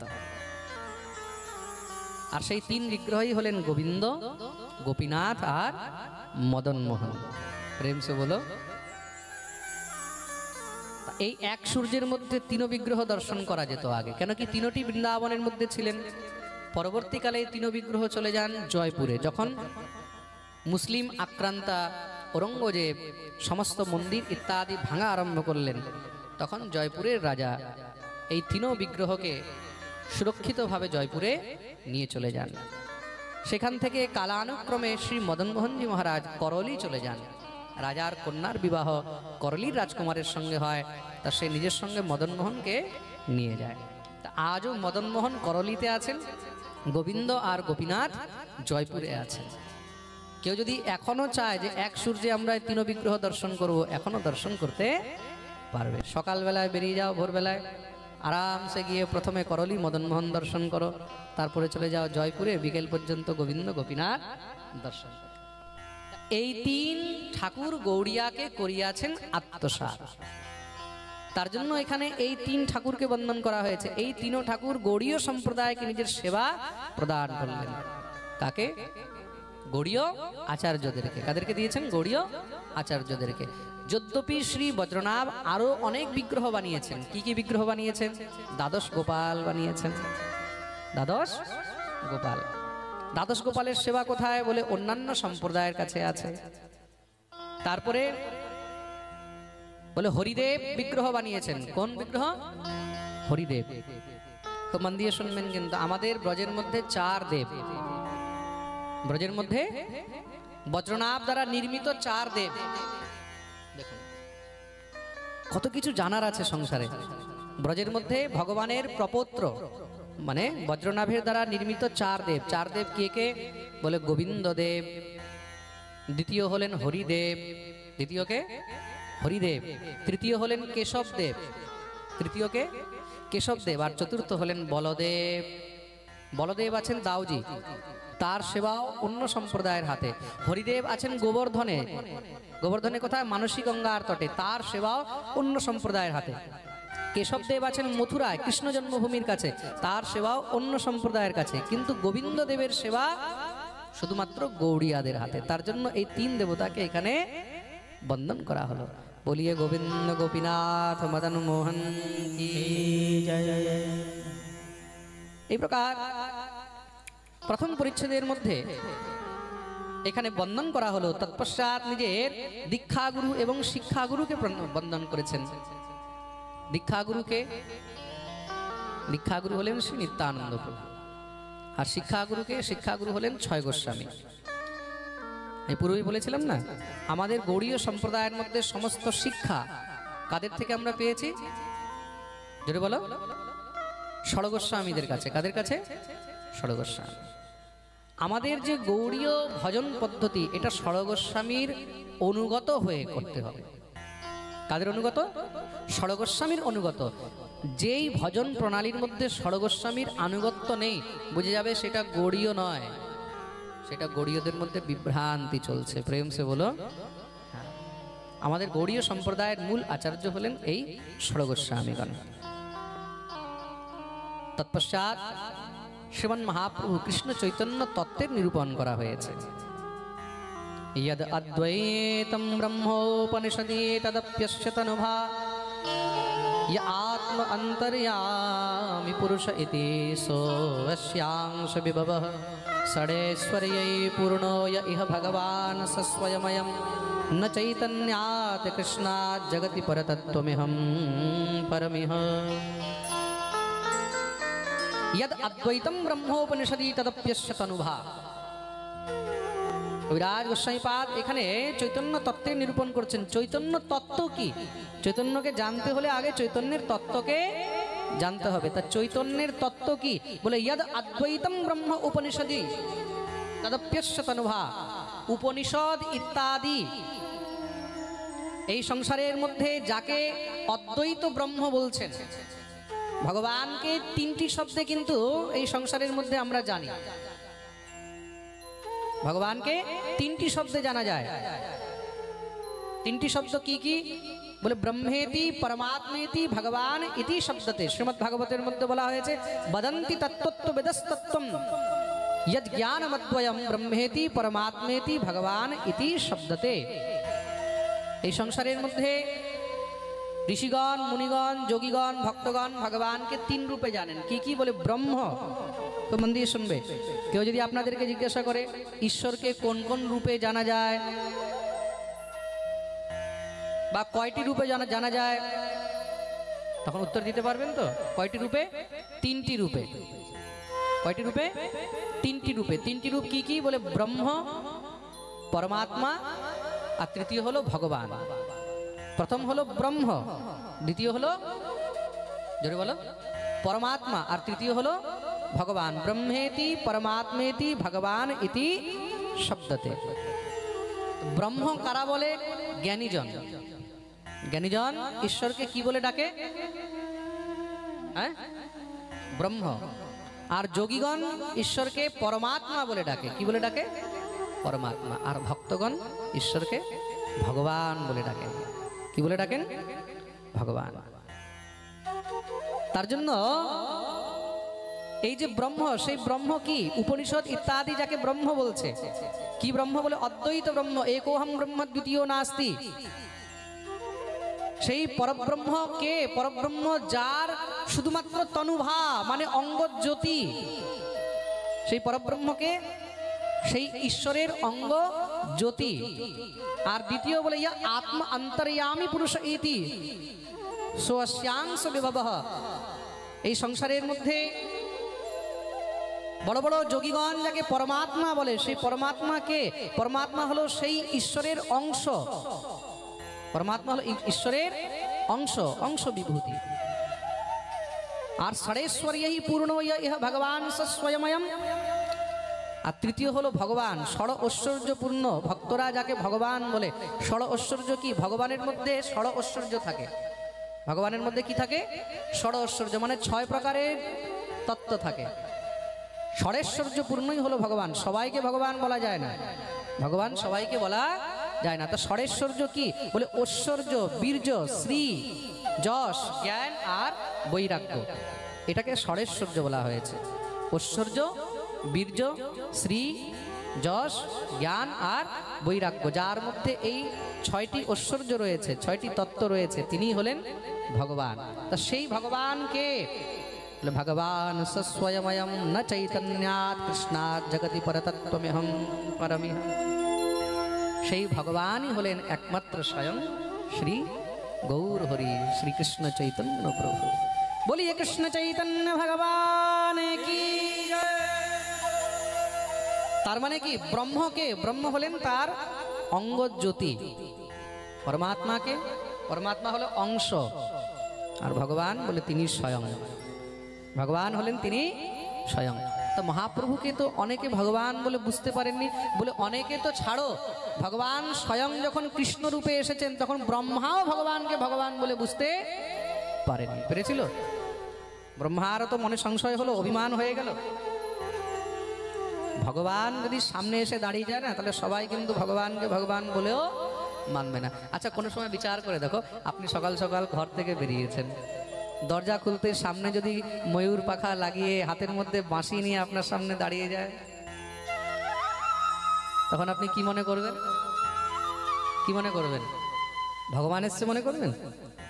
সাক্ষাৎ ভগবান যদি আপনার সামনে সুন্দর ময়ূর পাখা মাথায় রয়েছে, হাতে বাঁশি রয়েছে, মন্দ মন্দ হাসতে হাসতে আপনি দরজা খুললেন আর সামনে দাঁড়িয়ে আছে, তখন কি মনে হবে? ভগবান মনে হবে? তখন আপনিও মনে করবেন কোন নাটক কোম্পানি থেকে এসেছে। স্বয়ং ভগবানও যদি চলে আসে, আপনি কি মনে করবেন? কোন নাটক কোম্পানি থেকে এসেছে, কেউ নাটক করছে, কোন বহুরূপিয়া, বলে না বহুরূপিয়া, কোন বহুরূপিয়া এসে গেছে। সে যদি বলে যে আমি ভগবান, সে যদি আপনাকে বলে আমি ভগবান, আপনি কি বলবেন? চল চল, তোর মতন ভগবান রোজ আসে।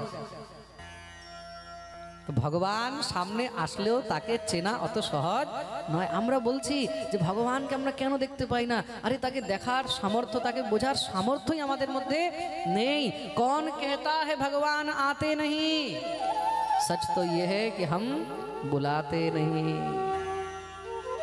ভগবান আসলেও তাকে চেনার সামর্থ্য আমাদের মধ্যে নেই। ভগবান কখন কোন রূপে যে আমাদের সামনে চলে আসবেন, ভগবান কখন কোন রূপে আমাদের সামনে চলে আসেন বা কোন রূপে আমাদের সামনে আছেন, এগুলো আমরা কখনো বুঝতে পারি না। পারি কি? না জানে কিস রূপ মে নারায়ণ মিল যায়। কোন রূপে যে নারায়ণ চলে আসবে, কোন রূপে হরি চলে আসবে, এটা বোঝার সামর্থ্য আমাদের মধ্যে নেই। তার জন্য ভগবান আসলেও তাকে অনেকে ভগবান বলে মানতে পারেন না। কেন? এটাই হলো মায়া, এটাই হলো মায়া। ভগবান বলছেন না, দেবীর যেসা গুণময়ী মম মায়া দুরত্যয়া। মায়ার কাজ কি? আমার থেকে জীবকে দূরে করা। ভগবান গোচারণ করছেন, ভগবান গোচারণ করছেন বৃন্দাবনে। উচ্চারণ করতে করতে হঠাৎ করে কি হয়েছে, সব রাখাল বালকদের দৃষ্টি পড়লো সামনে একটা অনেক বড় অজগর সর্প মুখ খুলে বসেছিল। তারা মনে করলো এটা বোধহয় কোনো একটি পর্বত। আসলে সেই অজগরকে অঘাসুর কংস তাকে পাঠিয়েছে। মুখ খুলে বসে আছে, পাহাড়ের মতন বিশাল শরীর, মুখ খুলে যখন বসে আছে সবাই মনে করছে কোনো পাহাড়। কানাইকে বলছে, কানাই কানাই চল চল আমরা একটু বিশ্রাম করে নিই, কত সুন্দর পাহাড়ের গুফা। ভগবান বললেন, ভাই এটা পাহাড় টাহাড় নয়, এটা গুফা টুফা নয়, এটা অসুর, অঘাসুর মুখ খুলে বসে আছে। রাখাল বালকরা বলছে, তুই তো বোধহয় স্বপ্নেও এখন অসুর দেখিস। কেন? জন্ম থেকে অসুরদের সঙ্গে পাল্লা পড়েছে, তুই তো মনে হয় এখন স্বপ্নেও অসুর দেখিস। ভগবান বললেন, ভাইয়া আমি সাঁচি কে রহু, আমি সত্য বলছি, এটা অসুর। থাক তুই রাখ নিজের সত্য নিজের কাছে, আমরা চললাম। চলে গেলেন সব অজয় সে অঘাসুরের মুখের ভিতরে। যখনই মুখের ভিতরে প্রবিষ্ট হয়েছে, সঙ্গে সঙ্গে সেই সর্পের বিষের জ্বালা সব মূর্ছিত হয়ে গেছে, বেহোশ হয়ে গেছে। ভগবান দেখলেন যদি আমি না যাই তাহলে তো সব মরে যাবে, আর অঘাসুর তো এসেছে আমার জন্যই। ভগবান তার মুখের মধ্যে প্রবিষ্ট হলেন, সঙ্গে সঙ্গে কি হয়েছে, অঘাসুর মুখ বন্ধ করতেই আস্তে আস্তে ভগবান এবার নিজের আকার বাড়াতে লাগলেন। আকার বাড়াতে বাড়াতে অনন্ত কোটি ব্রহ্মাণ্ডের অধিপতি তার শরীরকে ছিঁড়ে প্রকট হয়ে গেলেন। সেখানেই সেই অঘাসুরের গোবিন্দায় নমো নমঃ তার উদ্ধার হয়ে গেল। ভগবান সমস্ত সব রাখাল বালকদেরকে রক্ষা করেছেন, মুক্ত করে ভগবান নিয়ে আসলেন। রাখাল বালকদের হোশ আসতেই সব গোবিন্দকে বুকে জড়িয়ে ধরে কাঁদতে লেগেছে, কানাই আজকে যদি তুই না থাকতিস তাহলে তো আমাদের মৃত্যু হয়ে যেত, তুই হলি আমাদের রক্ষক, গোপানাম রক্ষকায়তে। গোবিন্দকে সমস্ত গোপ আর গোকুলের রক্ষক, তার জন্যই তার নাম হলো গোবিন্দ। কি নাম? গোবিন্দ। এটি গোকুলাপতিম গোবিন্দম অভিষজ্য সহ। ভগবান বললেন, দেখো শুকনো শুকনো প্রশংসা করে কোনো লাভ নেই। আমরা কি করি? সুখা সুখা প্রশংসা করি, তাই তো? প্রেম সে বলো। তাহলে বলে প্রশংসা সুখা সুখা করতে নেই, একটু ভিজা ভিজা করতে হয়। বলে দাদা খুব ভালো, দাদা খুব ভালো। কিন্তু যখন দাদার প্রয়োজন হলো, বলে ভাই একটু আসো, বলে দাদা আমার কাছে টাইম নেই। এটা হলো শুকনো প্রশংসা, এটা হলো শুকনো প্রশংসা। বলে ভাগবত পাঠ করাও, পাঠ করাও, পাঠ করাও। এবার পাঠের সময় যখন মহারাজ কাছে গেল, বলে এবার কিছু খরচ দাও। বলে মহারাজ এইবার বিজনেস ভালো চলছে না। এটা হলো শুকনো প্রশংসা। এটা কি বলো? শুকনো প্রশংসা। আর ভিজা প্রশংসা কি? বলে দাদা এই নাও 50,000, তাড়াতাড়ি করে পাঠের আয়োজন করো। যা মুখ থেকে বেরোবে সেটা যেন ব্যবহারের মধ্যেও থাকে। মানুষের আজকাল কি মুখে কিছু, কাজে কিছু। প্রেম সে বলো। আমরা হলাম সব মুখে না মারিতম জগৎ, মুখেই সব কিছু করে দিচ্ছে। আরে আমি আছি, আমি আছি, আমি আছি, চিন্তা নেই, আমি আছি, আমি আছি, আমি আছি। আর দেওয়ার বেলায় একটা মালার খরচও দেওয়া যাচ্ছে না। এগুলো শুকনো প্রশংসা। ভগবান বললেন, দেখো সুখা সুখা মত করো। তাহলে বলে নিজের নিজের ঘর থেকে যা বানিয়ে এনেছো সব আমাকে খাওয়াতে হবে। রাখাল বালকরা যখনই শুনেছে গোবিন্দ আমাদের ঘরের বস্তু খাবে, আহা সাক্ষাৎ ঠাকুর আমাদের ঘরের বস্তু খাবে। নিজের নিজের ঘর থেকে যে যা বানিয়ে এনেছে না, সব নিজের নিজের পটলিগুলো খোলা আরম্ভ করেছে, গোবিন্দকে ঘিরে বসে গেছে।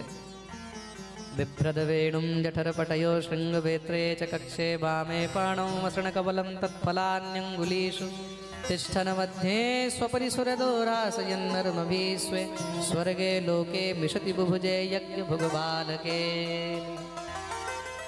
গোবিন্দকে মাঝখানে সবাই বসিয়েছেন, বসিয়ে নিজে আগে একটু খেয়ে দেখে স্বাদ আছে কিনা। কেউ লাড্ডু, কেউ পুরি, কেউ কচুরি, কেউ অন্ন, কেউ পুষ্পান্ন, যার যেটা মহারাজ ঘরে হয়েছে নিয়ে চলে এসেছে, নিজে একটু খেয়ে দেখে স্বাদ আছে কিনা। তারপরে একবার এ টানে কানাই আগে আমারটা খা, আবার একবার ও টানে কানাই আগে আমারটা খা, আগে আমারটা খা। আহা হা, ঠাকুরের বনভোজন লীলা চলছে। এটাকে কি বলা হয়েছে? বনভোজন। আমরাও যাই না অনেক সময় বনের মধ্যে, হ্যাঁ, সব বন্ধু বান্ধব পরিবার ফ্যামিলি নিয়ে। আজকাল কি বলো এটাকে? হ্যাঁ, পিকনিক। পিকনিক। আর আমাদের ঠাকুর বনভোজন। দেখুন আমাদের শব্দগুলো কত সুন্দর, সনাতন ধর্মের শব্দ কত সুন্দর। বনের মধ্যে গিয়ে ভোজন করা মানে বনভোজন। আর ইংরেজিতে কি বলে? পিকনিক। কোন শব্দটা শুনতে বেশি ভালো? বনভোজন। তো ভগবানের বনভোজন লীলা চলছে। কি চলছে? তার জন্য ভগবানের এক নাম বনবিহারী। কি নাম? জোরে বলো। বনবিহারী। বলিয়ে বনবিহারী ভগবান কি জয়। তার জন্য ভগবান হলেন বনবিহারী। ভগবানকে সবাই মিলে খাওয়াচ্ছে, কিন্তু একজন ভগবানের প্রিয় সখা দূরে বসে আছে, দূরে বসে বসে কাঁদছে। কেন? গোবিন্দকে কি করে খাওয়াবো? 3 দিন 4 দিন পুরানো মাঠা, মাঠা মানে ঘোল, ঘোল হয় না? 3 দিন 4 দিন পুরানো মাঠা আর রুটি মা পাঠিয়েছে। তা নিজে ওই মাঠাটা খেয়ে দেখছে টক হয়ে গেছে। শ্যামসুন্দরকে কি করে খাওয়াই? তার নাম হলো মধুমঙ্গল। নাম কি? গরিব ব্রাহ্মণ, ব্রাহ্মণ ঘরের ছেলে, গরিব, ঘরের মধ্যে তেমন কিছু নেই, দূরে বসে আছে, সংকোচ করছে। শ্যামকে কি করে খাওয়াবো? স্বয়ং ব্রজেন্দ্র নন্দন, ব্রজরাজের পুত্র, যার ঘরের মধ্যে 56 ভোগ 36 ব্যঞ্জন নিত্য তৈরি হয়, তাকে 3 দিন 4 দিন পুরানো এই মাঠা, এই ঘোল কি করে খাওয়ায়?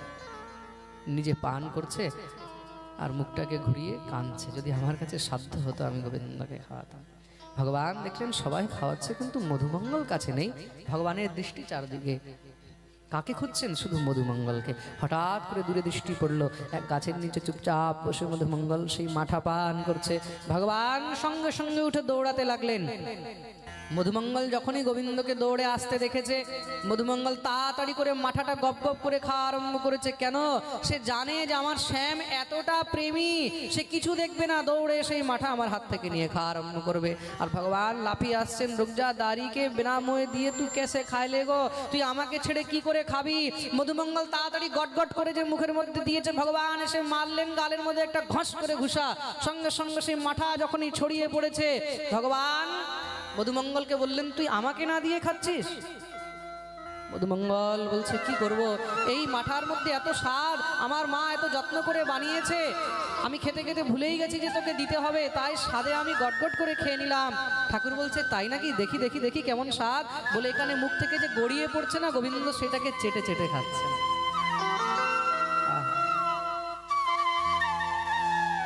ব্রজে বসন্তম নবনীত চৌরম গোপাঙ্গনানাম চতুকুল চৌরম অনেক জন্মার্জিত পাপ চৌরম চৌরাগ্রগণ্যম পুরুষম নমা। সেই ননিচোর আজকে সখার মুখ থেকে যেই মাথা গড়িয়ে পড়ছে, সেটাকে ভগবান আস্বাদন করছেন। এই দৃশ্য ব্রহ্মা দেখছে। ব্রহ্মাকে দেখে মোহ হয়ে গেল, ব্রহ্মাকে দেখে মোহ হয়ে গেল, সংশয় হয়ে গেল, এটা ভগবান, এটা ভগবান। না না না, এ ভগবান হতে পারে না। ভগবান এইভাবে সাধারণ কোনো রাখাল বালক, সাধারণ মানুষের তাদের এটো উচ্ছিষ্ট খায় না। না, আমাদের শ্রদ্ধা হবে এরকম করে, বলো? কিন্তু এমন প্রেমী যদি কেউ হয়, তাহলে সেটা হলো আমাদের প্রাণ গোবিন্দ, আমাদের ঠাকুর। কেন? ভগবান হলেন ভাবের ভুখা। ভগবানকে কিচ্ছু চাই না, আমরা তাকে কি দিতে পারি? আমাদের কাছে কি সামর্থ্য আছে তাকে দেওয়ার? কোনো সামর্থ্য আছে? আমরা বলছি আমরা ঠাকুরকে এই দিচ্ছি, ঠাকুরকে ওই দিচ্ছি, ঠাকুরকে সেই দিচ্ছি। হ্যাঁ, আমরা কি দিতে পারি ভগবানকে দেওয়ার? আমাদের মধ্যে কোনো সামর্থ্য নেই। আমরা বলছি আমরা ঠাকুরকে সোনা দিলাম, আমরা ঠাকুরকে হীরা দিলাম, মণি দিলাম, মুক্তা দিলাম। আরে আমরা তাকে কি দিতে পারি? আমাদের কাছে এমন কি সামর্থ্য আছে? ভগবান আমাদের কাছে রত্ন চেয়েছে, আভূষণ চেয়েছে, কাপড় চেয়েছে, জামা চেয়েছে, ভূমি চেয়েছে? তার কাছে তো সবকিছু আছে, তাকে আমরা কি দেবো? রত্নাকরোস্তি সদনম গৃহিণী চ পদ্মা কিম দেয়মস্তি ভবতে জগদীশ্বরায়। রত্নাকরোস্তি সদনম, স্বয়ং রত্নাকর যার ঘর। রত্নাকর মানে সমুদ্র। সমুদ্র কি? সমুদ্র হলো রত্নের ভান্ডার, তাই তো?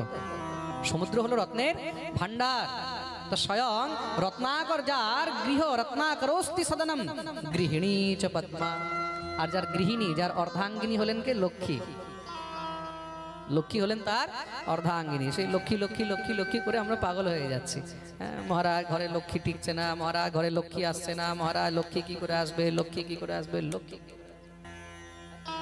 লক্ষ্মীর জন্য আমরা সব পাগল হয়ে আছি কিনা? আর সেই লক্ষ্মী যার অর্ধাঙ্গিনী, যার স্ত্রী, তাকে আমরা কি দেব? কিম দেয়মস্তি ভবতে জগদীশ্বরায়। তাকে দেওয়ার জন্য আমাদের কাছে কিছু আছে? তাকে দেওয়ার জন্য আমাদের কাছে কিচ্ছু নেই, কিন্তু সে আমাদের কাছে কি চায়? মানুষ চায় কি? যেটা তার কাছে নেই, তাই তো? যা আছে সেটা তো মানুষ চায় না, যেটা নেই সেটাই চায়। তো ভগবানের কাছে সবকিছু আছে, এমন কিচ্ছু নেই যেটা ভগবানের কাছে নেই। শুধু একটাই জিনিস ভগবানের কাছে নেই, জানো? বলতে পারবে ভগবানের কাছে কি নেই? হ্যাঁ দেখো, আমি বলেছি না এবার পাঠে সব নতুন নতুন শুনবে। ভগবানের কাছে নেই क्यों शिबू दादा? क्या नहीं है भगवान के पास में, बताओ। सब है, सब है कि नहीं? भगवान के पास में सब कुछ है। এমন কোন জিনিস আছে যেটা ভগবানের কাছে নেই? বলে হ্যাঁ, একটা জিনিস আছে যেটা ভগবানের কাছে নেই, আর সেটাই ভগবান আমাদের কাছে চায়। কি জানো? ভগবানের কাছে একটি জিনিস নেই, সেটা কি? সেটা হলো মন। সেটা হলো মন। ভগবানের কাছে মন নেই। আহা, দেখেছো কেমন অদ্ভুত কথা? ভগবানের কাছে কি নেই? জোরে বলো। মন নেই। কেন মন নেই? বলে ভগবান কখনো বন্ধনে থাকেন না। আর বন্ধনে কে থাকে? বলে যার কাছে মন আছে। मन एव मनुष्याणाम कारणम बंधमोक्षयो। भगवान जीव के मन दिएছেন। কি দিয়েছেন? ভগবান এই সংসারে জীবকে কি দিয়েছেন? মন দিয়েছেন। কেন? মনই হলো একমাত্র বন্ধনের মূল কারণ। আর ভগবানের কাছে কি নেই? বলে ভগবানের কাছে মনই নেই। ভগবান মন রহিত। ভগবানের কাছে মন নেই। যখন ভগবানের মনের দরকার হয় তখন কি করে? ভগবান মনকে ধার নিয়ে নেয়। কার কাছে? বলে আমাদের মতন ভক্তদের কাছে। তো ভগবান আমাদের কাছে কি চাইছেন? বলে নিজের মনটা আমাকে দিয়ে দাও। আমার কাছে মন নেই, আর তোমাদের কাছে মন আছে। রত্নাকরোস্তি সদনম গৃহিণী চ পদ্মা কিম দেয়মস্তি ভবতে জগদীশ্বরায়। রাধা গৃহীত মনসে মনসে চ তুভ্যম দত্তম ময়া নিজ মনস্তদম গৃহাণ। আমার কাছে মন নেই, আর তোমাদের কাছে মন আছে। ভগবান আমাদের কাছে কি চাইছে তাহলে? জোরে বলো। মন। কেন?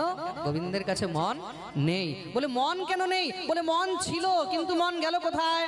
বলে রাধা গৃহীত মনসে মনসে চতুভ্যম। সেই মন রাধা রানী চুরি করে নিয়ে চলে গেছে। গোবিন্দের কাছেও মন ছিল, কিন্তু মন গেল কোথায়? জোরে বলো। রাধা রানী চুরি করে নিয়ে গেছে। রাধা গৃহীত মনসে। রাধা রানী মন চুরি করে নিয়েছে। কার? গোবিন্দের। রাধা গৃহীত মনসে মনসে চতুভ্যম। তার জন্য ঠাকুরের কাছে মন নেই। তো ভগবানকে মন ধার নিতে হয় কি করে? বলে রাস পঞ্চাধ্যায়ের প্রথম শ্লোক দেখো। ভগবান পিতা রাত্রি শরদোৎফুল্ল মল্লিকা বিক্ষরন্তুম মনশ্চক্রে योग मायामुपाश्रिता। भगवान मन के खुঁজছেন। বিক্ষরন্তম, মনকে দেখছেন। মন আগে মন। মনকে ভগবান ধার নিচ্ছেন কাদের কাছে? আমাদের মতন ভক্তদের কাছে। তো ভগবান বলছেন আমাকে কিচ্ছু চাই না, সবকিছু আছে আমার কাছে। যদি দিতেই হয় তাহলে নিজের মনটা আমাকে অর্পণ করো। কি অর্পণ করবে? মন। দত্তম ময়া নিজ মনস্তদিদম গৃহাণ। দত্তম ময়া, আমাকে দাও কি? নিজ মনম, নিজের মন। বলে মনটা যদি গোবিন্দকে দিয়ে দিই তাহলে আর আমার কাছে থাকলো কি? বলে মনটা যদি গোবিন্দকে দিয়ে দিলাম তাহলে তো আমার আর কোনো বন্ধনই থাকলো না। কেন? আমার জীবনের যত দুঃখ কষ্ট ক্লেশ সবকিছু কিসের জন্য? মনের জন্য। ये मन बड़ा चंचल है। भगवान अर्जुन के एक कथा बोलছেন चंचलम हि मनः कृष्ण प्रमाथि बलभद्रम। ये मन बड़ा चंचल है। এই মন এত চঞ্চল, এই মনের জন্যই আমাদের না ভজন হয়, না সাধন হয়, না গোবিন্দের প্রীতি হয়। তার জন্য ভগবান বলছেন এই চঞ্চল মনটাকে আমাকে দিয়ে দাও। মন্মনা মদ মদ্ভক্ত মদ্যাজি মাম নমস্কুরু। এই মনটা আমাকে দিয়ে দাও। তো ভগবানকে শুধু মন চাই, আর কিছু চাই না। প্রেম সে বলো। যদি মন আমরা গোবিন্দকে অর্পণ করতে পারলাম, গোবিন্দের চরণে যদি মন দিয়ে দিলাম, সকৃন মনঃ কৃষ্ণ পদারবিন্দয়। শ্রী সুখদেব প্রভু পরীক্ষিতকে বলছেন, পরীক্ষিত নিজের এই মন গোবিন্দের চরণে অর্পণ করে দাও। সবাই মনঃ কৃষ্ণ পদারবিন্দয়। দুই দুই জায়গায় বলেছেন ভাগবতের মধ্যে, দুই জায়গায়। কোথায়? একবার ষষ্ঠ স্কন্ধে, আরেকবার নবম স্কন্ধে। দুই জায়গায় ভগবান কি বলছেন? সকৃন মনঃ কৃষ্ণ পদারবিন্দয়। আরেক জায়গায় বলে সবাই মনঃ কৃষ্ণ পদারবিন্দয়। মনঃ কৃষ্ণ পদারবিন্দয়, মনকে গোবিন্দের চরণে অর্পণ করো। আর কিচ্ছু দিতে হবে না, কোনো খরচা নেই, নো এক্সপেন্স, এক পয়সাও লাগে না। মন দিতে কিছু লাগে? কিন্তু আমরা এই মনটাই তো গোবিন্দকে দিতে পারছি না। পারছি? এই মনটা তো আমরা সংসারকে দিয়ে রেখেছি। কোথায়?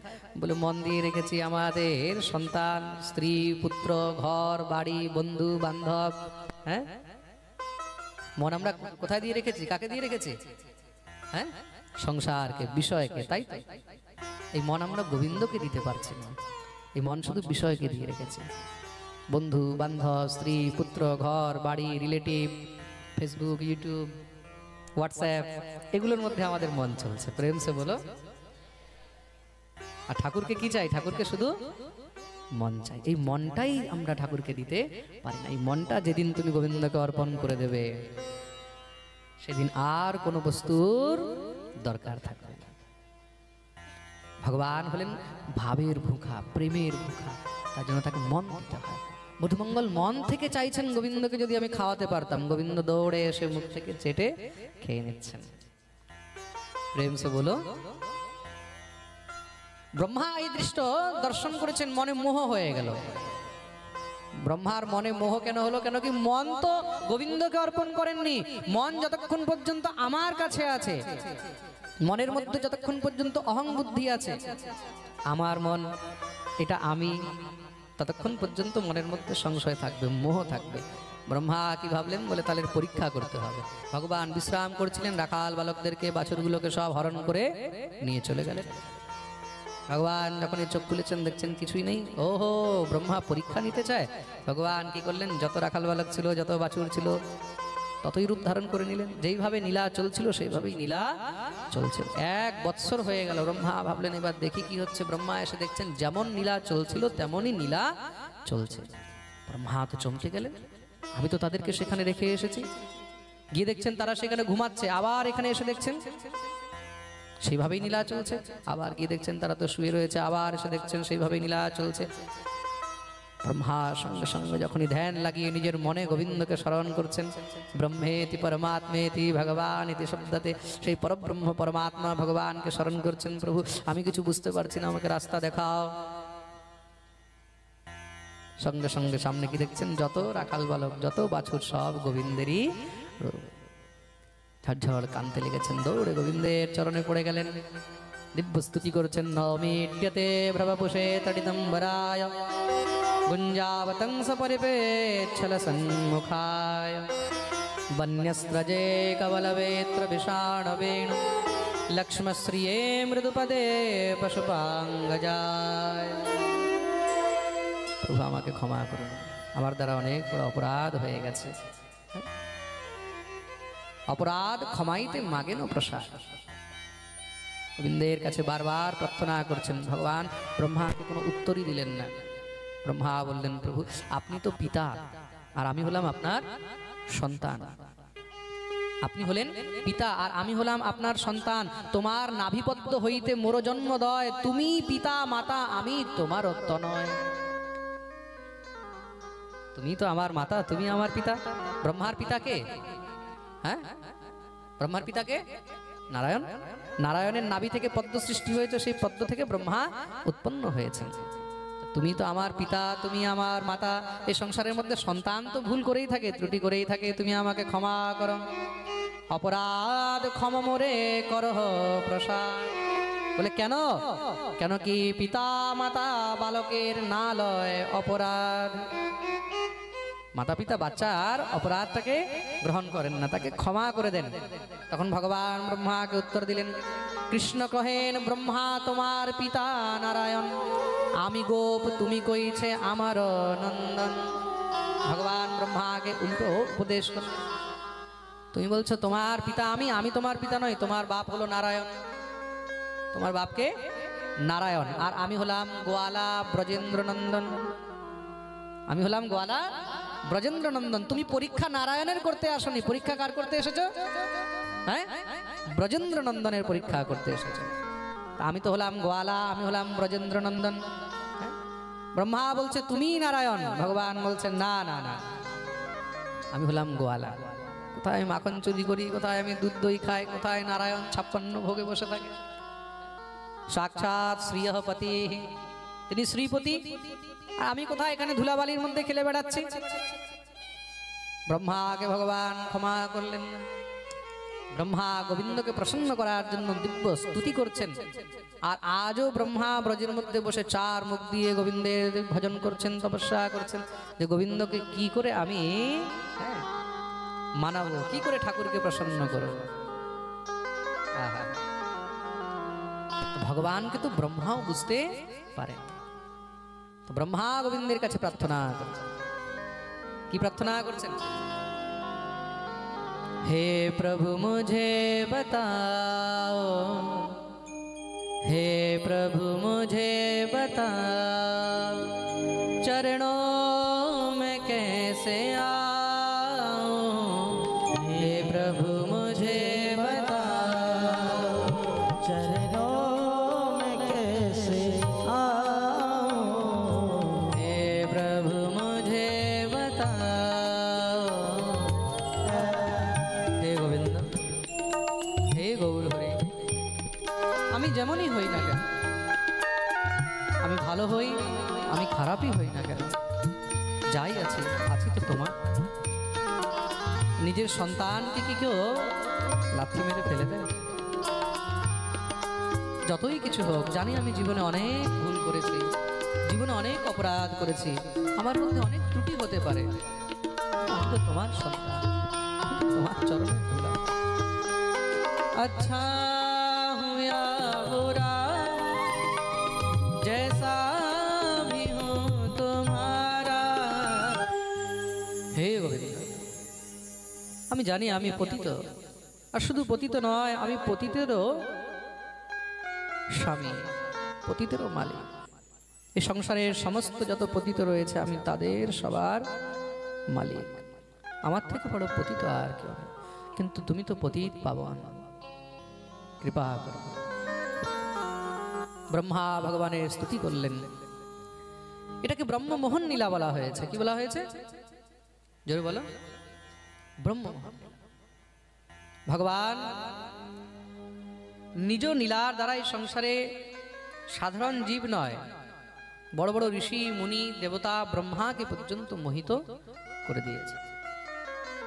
তেনে ব্রহ্মহৃদয়াদি কবৈ মুহ্যন্তি যত সূরয়। সেই ভগবানকে নিয়ে, সেই ভগবান তার তত্ত্বকে বুঝতে গিয়ে আদি কবি ব্রহ্মাও পর্যন্ত মোহিত হয়ে যায়। তাহলে আমাদের সামর্থ্যই বা কি আছে? সেই ভগবানকে বোঝার, সেই চৈতন্যকে বোঝার, সেই গৌর হরিকে বোঝার সামর্থ্য আমাদের মধ্যে কি বা আছে? প্রেম সে বলো। চৈতন্য তত্ত্ব কি? চৈতন্য তত্ত্বই হলো একমাত্র শ্রীকৃষ্ণ, যিনি পরম তত্ত্ব। সেই পরতত্ত্ব, পরম তত্ত্ব ভগবান স্বয়ং, তিনি হলেন শ্রীকৃষ্ণ চৈতন্য গৌর হরি।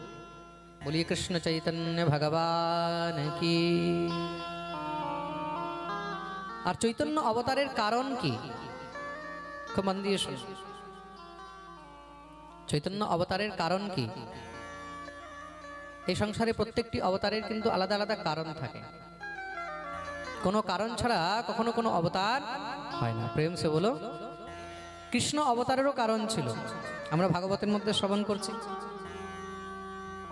গেল বছর রাম কথার মধ্যে আমরা রাম অবতারের কারণ শুনেছিলাম, তাই তো? রাম অবতারের কয়টি কারণ ছিল? রাম অবতারের 5টি কারণ ছিল। কয়টি কারণ ছিল জোরে বলো, মনে আছে তো? কি কি বলে? মহারাজ 1 বছর হয়ে গেছে, ভুলিয়া গেছি।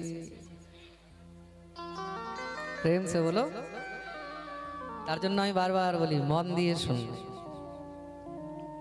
তো চৈতন্য অবতারেরও কারণ, কারণ কি বলে? অনর্পিত চরিং চিরাত করুণয়াবতীর্ণ কলো সমর্পয়িতমন্মতোজ্জ্বল রসাম স্বভক্তি শ্রিয়ম হরে পুরট সুন্দর দ্যুতি কদম্ব সন্দীপিত সদা হৃদয় কন্দরে স্ফুরতু শচীনন্দন। অবতারের মূল কারণ কি কি? তা প্রথম, চৈতন্য অবতারেও কিন্তু অনেকগুলো কারণ রয়েছে। তার মধ্যে প্রথম কারণ কি বলে? অনর্পিত চরিং চিরাত করুণয়াবতীর্ণ কলো। অনর্পিত, আজ পর্যন্ত যেই বস্তু ভগবান কাউকে দেন, সৃষ্টির মধ্যে আদি থেকে নিয়ে অদ্য অবধি, সত্য ত্রেতা দাপরেও যেটা ভগবান কাউকে প্রদান করেননি, কাউকে দেননি, সেই অনর্পিত বস্তু, অনর্পিত বস্তু জীবকে প্রদান করার জন্য করুণয়াবতীর্ণ কলো, এই কলিযুগে সেই করুণার ঠাকুর অবতার নিয়েছেন। কিসের জন্য? সমর্পয়িতুম উন্নত উজ্জ্বল রসাং। সমর্পয়িতুম, প্রদান করার জন্য। কি বলে? উন্নত উজ্জ্বল রসাং, নিজের যে উন্নত উজ্জ্বল রস। আর ভগবানের উন্নত উজ্জ্বল রস কি? সেটাই হলো প্রেমাভক্তি। সেটা কি? জোরে বলো। প্রেমাভক্তি, সেটাই হলো প্রেমাভক্তি। তার নিজের প্রেমাভক্তি এই জগৎকে প্রদান করার জন্য হরি পুরট সুন্দর দ্যুতি কদম্ব সন্দীপিত সদা হৃদয় কন্দরে স্ফুরতু শচীনন্দন। স্বয়ং ভগবান শচীনন্দন রূপে এই জগতের মধ্যে অবতরিত হলেন। আর সেই শচীনন্দন আমাদের সবার হৃদয়ের মধ্যে সবসময় স্ফুরিত হয়ে থাক, আমরা এই গৌর হরির চরণে প্রার্থনা করি। বলিয়ে শ্রী চৈতন্য ভগবান কি জয়। অনর্পিত বস্তু, অনর্পিত কি বলে? প্রেম ভক্তি। ভগবান সবকিছু দেন নিজের ভক্তকে। মন দিয়ে শুনবে, ভগবান ভক্তকে সবকিছু দেন, কিন্তু একটি জিনিস ভগবান সবসময় লুকিয়ে রাখেন। কি বলে? যথেচ্ছ বিহরি কৃষ্ণ করে অন্তর্ধান, অন্তর্ধান করি মনে করে অনুমান, চিরকাল নাহি করি প্রেম ভক্তি দান, ভক্তি বিনা জগতের নাহি অবস্থান। বলছেন ভগবান বিচার করলেন, চিরকাল এই জগতে আমি যে বস্তু দিইনি, কি দিইনি বলে? প্রেম ভক্তি দান। প্রেম ভক্তি আমি কাউকে দিইনি। ভগবান মুক্তি দিয়েছেন সবাইকে, ভগবান সবাইকে মুক্তি দিয়েছেন। ভগবান ভক্তিকে কি করেন বলে? রাখেন লুকাইয়া, ভক্তিকে লুকিয়ে রাখেন। মুক্তিকে ভগবান লুকিয়ে রাখেন না। মুক্তি কত প্রকার? হ্যাঁ, মুক্তি কত প্রকার? দেখো বললাম না, এবার সব একদম আলাদা আলাদা নতুন নতুন জিনিস পাবে। প্রেম সে বলো। মুক্তি হলো 4 প্রকার। মুক্তি কত প্রকার? জোরে বলো। 4 প্রকার। চতুর্বিধ মুক্তি বলা হয়েছে। চতুর্বিধ মুক্তি কি কি? শালক্য, শাস্ত্রী, সামীপ্য। শালক্য, শাস্ত্রী, সামীপ্য আর সারূপ্য, এই 4টি হলেন চতুর্বিধ মুক্তি। উপনিষদের মধ্যে, বেদান্তের মধ্যে 4টি মুক্তির বর্ণন রয়েছে, কিন্তু শ্রীমদ্ ভাগবতে পঞ্চম মুক্তি বলা হয়েছে। ভাগবতের মধ্যে পঞ্চম মুক্তি রয়েছে। পঞ্চম মুক্তি কি? পঞ্চম মুক্তি হলো সায়ুজ্য। পঞ্চম মুক্তি কি? জোরে বলো। সায়ুজ্য। গৌর কথা অনেক মনোযোগ দিয়ে শোনার বস্তু। টোটাল মুক্তি কত? 5। 5 মোক্ষ জ্ঞানকু দেখে টারে আপনো হাত। ভগবান জীবকে এই 5টি মুক্তিও দিয়ে দেয়, কিন্তু নিজের প্রেম ভক্তিকে লুকিয়ে রাখেন। কি করে রাখেন? জোরে বলো, লুকিয়ে রাখেন। কেন? ভক্তি ভগবানের অত্যন্ত প্রিয়, ভক্তিকে ভগবানের প্রিয়। দেবর্ষি নারদ বলছেন না, তম তু ভক্তি প্রিয়া তস্য সততম প্রাণতোধিকা ত্বয়াহুতস্তু ভগবান ইয়াতি নিচ গৃহেষ্বপি। ভগবান ভক্তিকে খুব ভালোবাসেন। কেন? ভক্তি হলেন সততম প্রাণতোধিকা, ভগবানের প্রাণের থেকেও বেশি প্রিয়। এই সংসারে ভগবানের প্রাণের থেকেও বেশি প্রিয় কে? হ্যাঁ, ভক্তি। তার নিজের প্রিয় বস্তু কেউ লুটিয়ে দেয় সংসারে? নিজের প্রিয় বস্তু কেউ কাউকে দেয়? দেয় কি? তাকে কি করে? সবাই লুকিয়ে রাখে। প্রেম সে বলো, তাকে লুকিয়ে রাখে। যেটা প্রিয় বস্তু হয় তাকে মানুষ লুকিয়ে রাখে।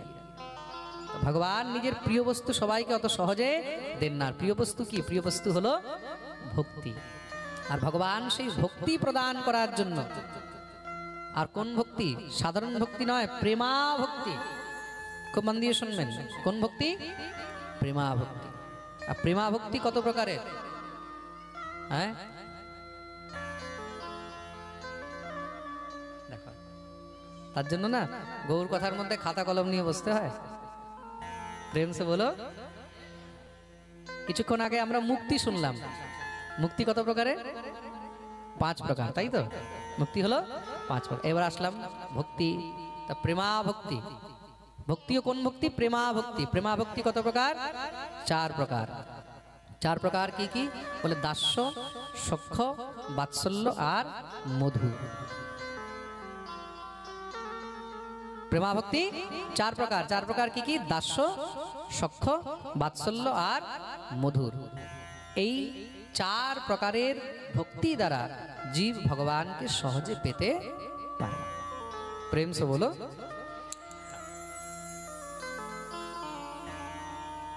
এই হলো চতুর্বিধ মুক্তি। এটাকে কি বলা হয়? চতুর্বিধ ভক্তি। আগে আমরা শুনলাম 5টি মুক্তি, এখন শুনছি 4টি ভক্তি। ভক্তি চতুর্বিধ কি কি?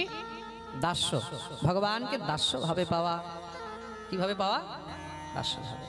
দেখুন, বিধি মার্গের দ্বারা যখন ভগবানের আমরা ভজন করি, বিধি মার্গের দ্বারা যখন আমরা ভগবানের সেবা করি, তখন কি হয়? বলে মুক্তি হয়। তখন কি হয়? মুক্তি। আমরা এই যে 5টি মুক্তি শুনলাম, এই 5টি মুক্তি বিষয়ে আবার কোনোদিন বিস্তারে শুনবো।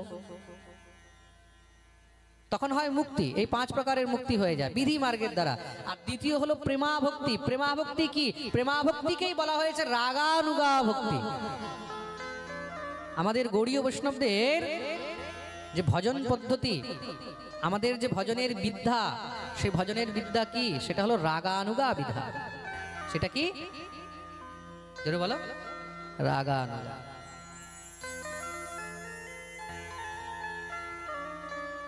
আজকে পুরো পিএইচডি লেভেলের কিন্তু ক্লাস চলছে।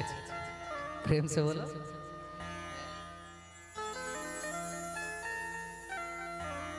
আমাকে অনেক ভক্তরা অনেক সময় বলে, মহারাজজি আপনার কাছে বহুত কঠিন কঠিন তত্ত্ব কথা শুনতে চাই। তাহলে বেশি কঠিন তত্ত্ব কথা শুনতে গেলে তখন উপর দিয়ে সব উড়ে যাবে। তাই আপনাদেরকে অনেক তাও সহজ করে এগুলো বোঝাচ্ছি। প্রেম সে বলো। এখন রাগানুগা ভক্তি বিষয়ে যদি জানতে হয়, তা রাগানুগা কাকে বলে? এক হলো রাগ, এক হলো অনুরাগ। এক হলো রাগ, আরেক হলো অনুরাগ। রাগ অনুরাগ দুটি যখন মিলিত হয় তখন হয় রাগা। এবার বলে, মহারাজ রাগানুগা কি? বলে সেটা বুঝতে অনেক সময় লাগবে। প্রেম সে বলো। এটা বোঝা অত সহজ। এগুলো পার্সোনাল ক্লাস নিতে গেলেই মিনিমাম 2 মাস লেগে যাবে শুধু রাগানুগা বুঝতে। যারা আজকাল পাঠ করে বেড়াচ্ছে না, ওদের মধ্যে যদি 95% পাঠকদেরকে জিজ্ঞাসা করা হয় রাগানুগা ভক্তি কি, রাগানুগা শব্দের অর্থ বলতে পারবে। প্রেম সে বলো। এই পাঠ করা শুধু মানুষকে নাচানো নয়, শুধু গল্পগুলো মুখস্থ করে শুনিয়ে দিলাম তা নয়। পাঠ করতে হলে নিজের ভিতরেও বড় বড় গুরুদের কাছ থেকে শিখে আগে সেগুলোকে অধ্যয়ন করে স্টক রাখতে হয়, নিজে বুঝতে হয়। নিজে বুঝলে তখন গিয়ে তুমি জীবকে বোঝাতে পারবে। রাগানুগা ভক্তি কি, রাগানুগা মার্গের মধ্যে যেতে হলে আমাদেরকে কিভাবে প্রবেশ করতে হবে, সেই যে ভক্তি সেটাই দেখাবার জন্য শ্রী গৌর হরি এই জগতে এসেছেন। ভগবান আলাদা আলাদা যুগে আলাদা আলাদা রূপে অবতীর্ণ হন। গর্গাচার্য মুনি বলছেন, আসন বর্ণাস্ত্রয়োরস্বগৃহতো ন যুগম তনু শুক্লো রক্তস্তথাপি তয়দানীম কৃষ্ণতাম গত। তোমার এই পুত্র নন্দ বাবা আলাদা আলাদা যুগে আলাদা আলাদা রূপে অবতীর্ণ হয়। কখনো সাদা হয়ে আসে, কখনো সাদা হয়ে আসে, কখনো লাল হয়ে আসে রক্ত, কখনো পীত মানে কখনো হলুদ রঙে অবতার নেয়। তাহলে এই হলুদ রঙের অবতার কে? এই হলুদ রঙের অবতারই হলেন শ্রী চৈতন্য মহাপ্রভু। পীতবর্ণ অবতার হলেন শ্রী চৈতন্য মহাপ্রভু। মহাপ্রভু যুগধর্ম প্রবর্তাইমু নাম সংকীর্তন চারি ভাব ভক্তি দিয়া নাচাইমু ভুবন। ভগবান ভক্তির এই চতুর্বিধ রূপ দিয়েই সমস্ত জগৎকে তিনি নাচাবেন। চতুর্বিধ রূপ কি? দাস্য, সখ্য, বাৎসল্য আর মধুর। তা ভগবানের রং কিরকম? শ্রী গৌরহরির বর্ণ কিরকম? কালো, হ্যাঁ, সাদা, নীল, তাহলে কি হলুদ। হলুদ বলতে কেমন?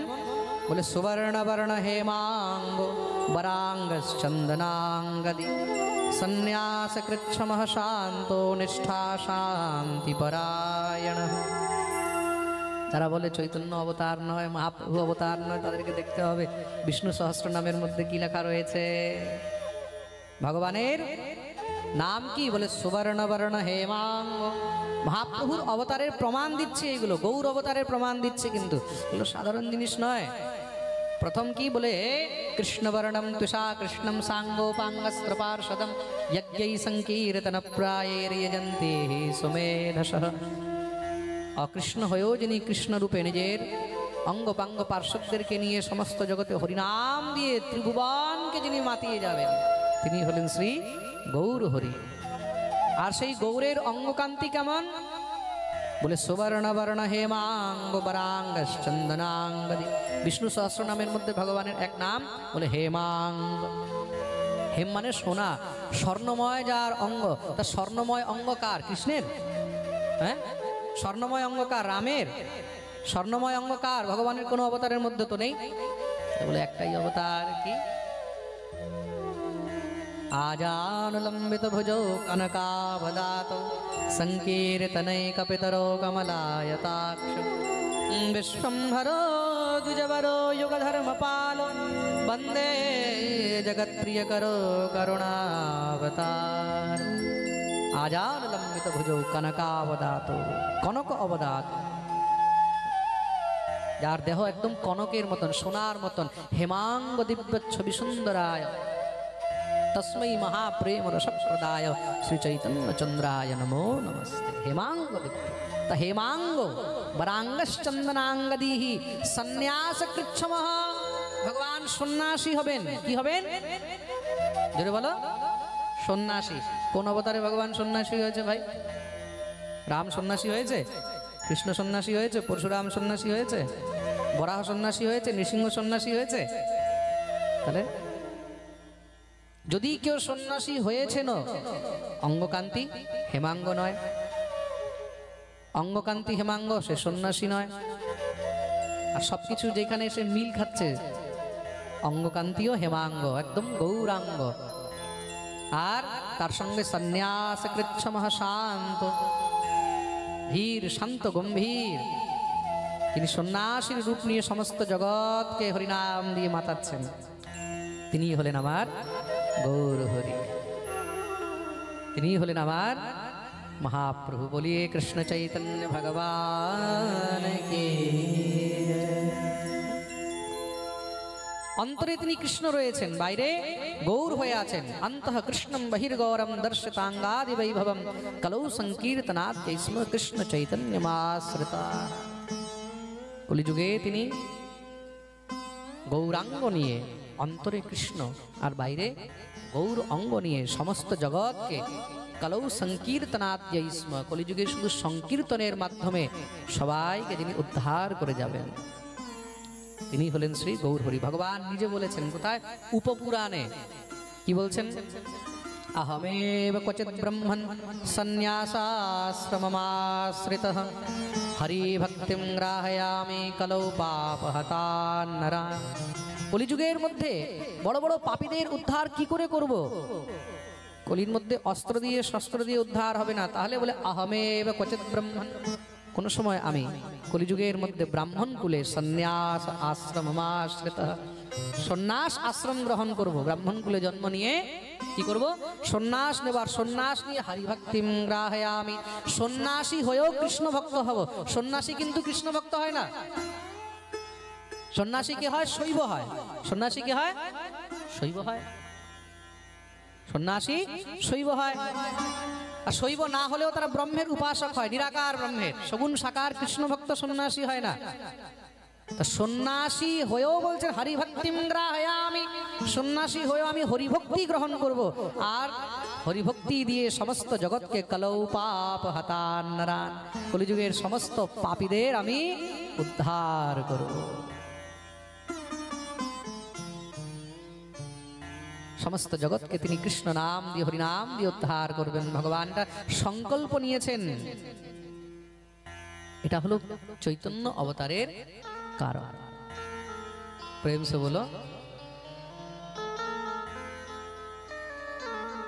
গৌর অবতারের মূল কারণ কি? কলিযুগের মধ্যে আমাদের মতন পাপী জীব, আমাদের মতন হতভাগাদেরকে সহজে সরলে উদ্ধার করার জন্য স্বয়ং ভগবান গৌর হরি রূপে অবতীর্ণ হয়েছে। তাহলে আমাদের সামর্থ্য নেই না, যজ্ঞ করার সামর্থ্য আছে। শত শত বছর ধরে আমাদের যজ্ঞ করার সামর্থ্য আছে? হ্যাঁ। না ধ্যান করার সামর্থ্য আছে? আছে কি? হ্যাঁ। 10 ঘন্টা 20 ঘন্টা আমরা ধ্যানে বসতে পারবো? পারবো কি? 3 ঘন্টা পাঠের মধ্যে বসেই একবারে 3 ঘন্টা আমরা ঠিক করে পাঠে বসতে পারছি না, 10 ঘন্টা ধ্যানে বসবো? यत्फलं नास्ति तपसा न योगेन समाधिना तत्फलं लभते सम्यक् कलौ केशव कीर्तना।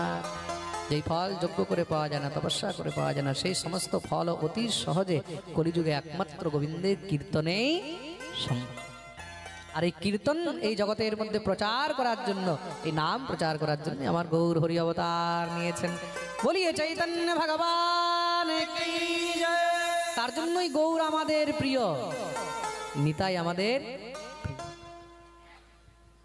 গৌর, আমাদের গৌর আমাদের প্রাণ গোরা।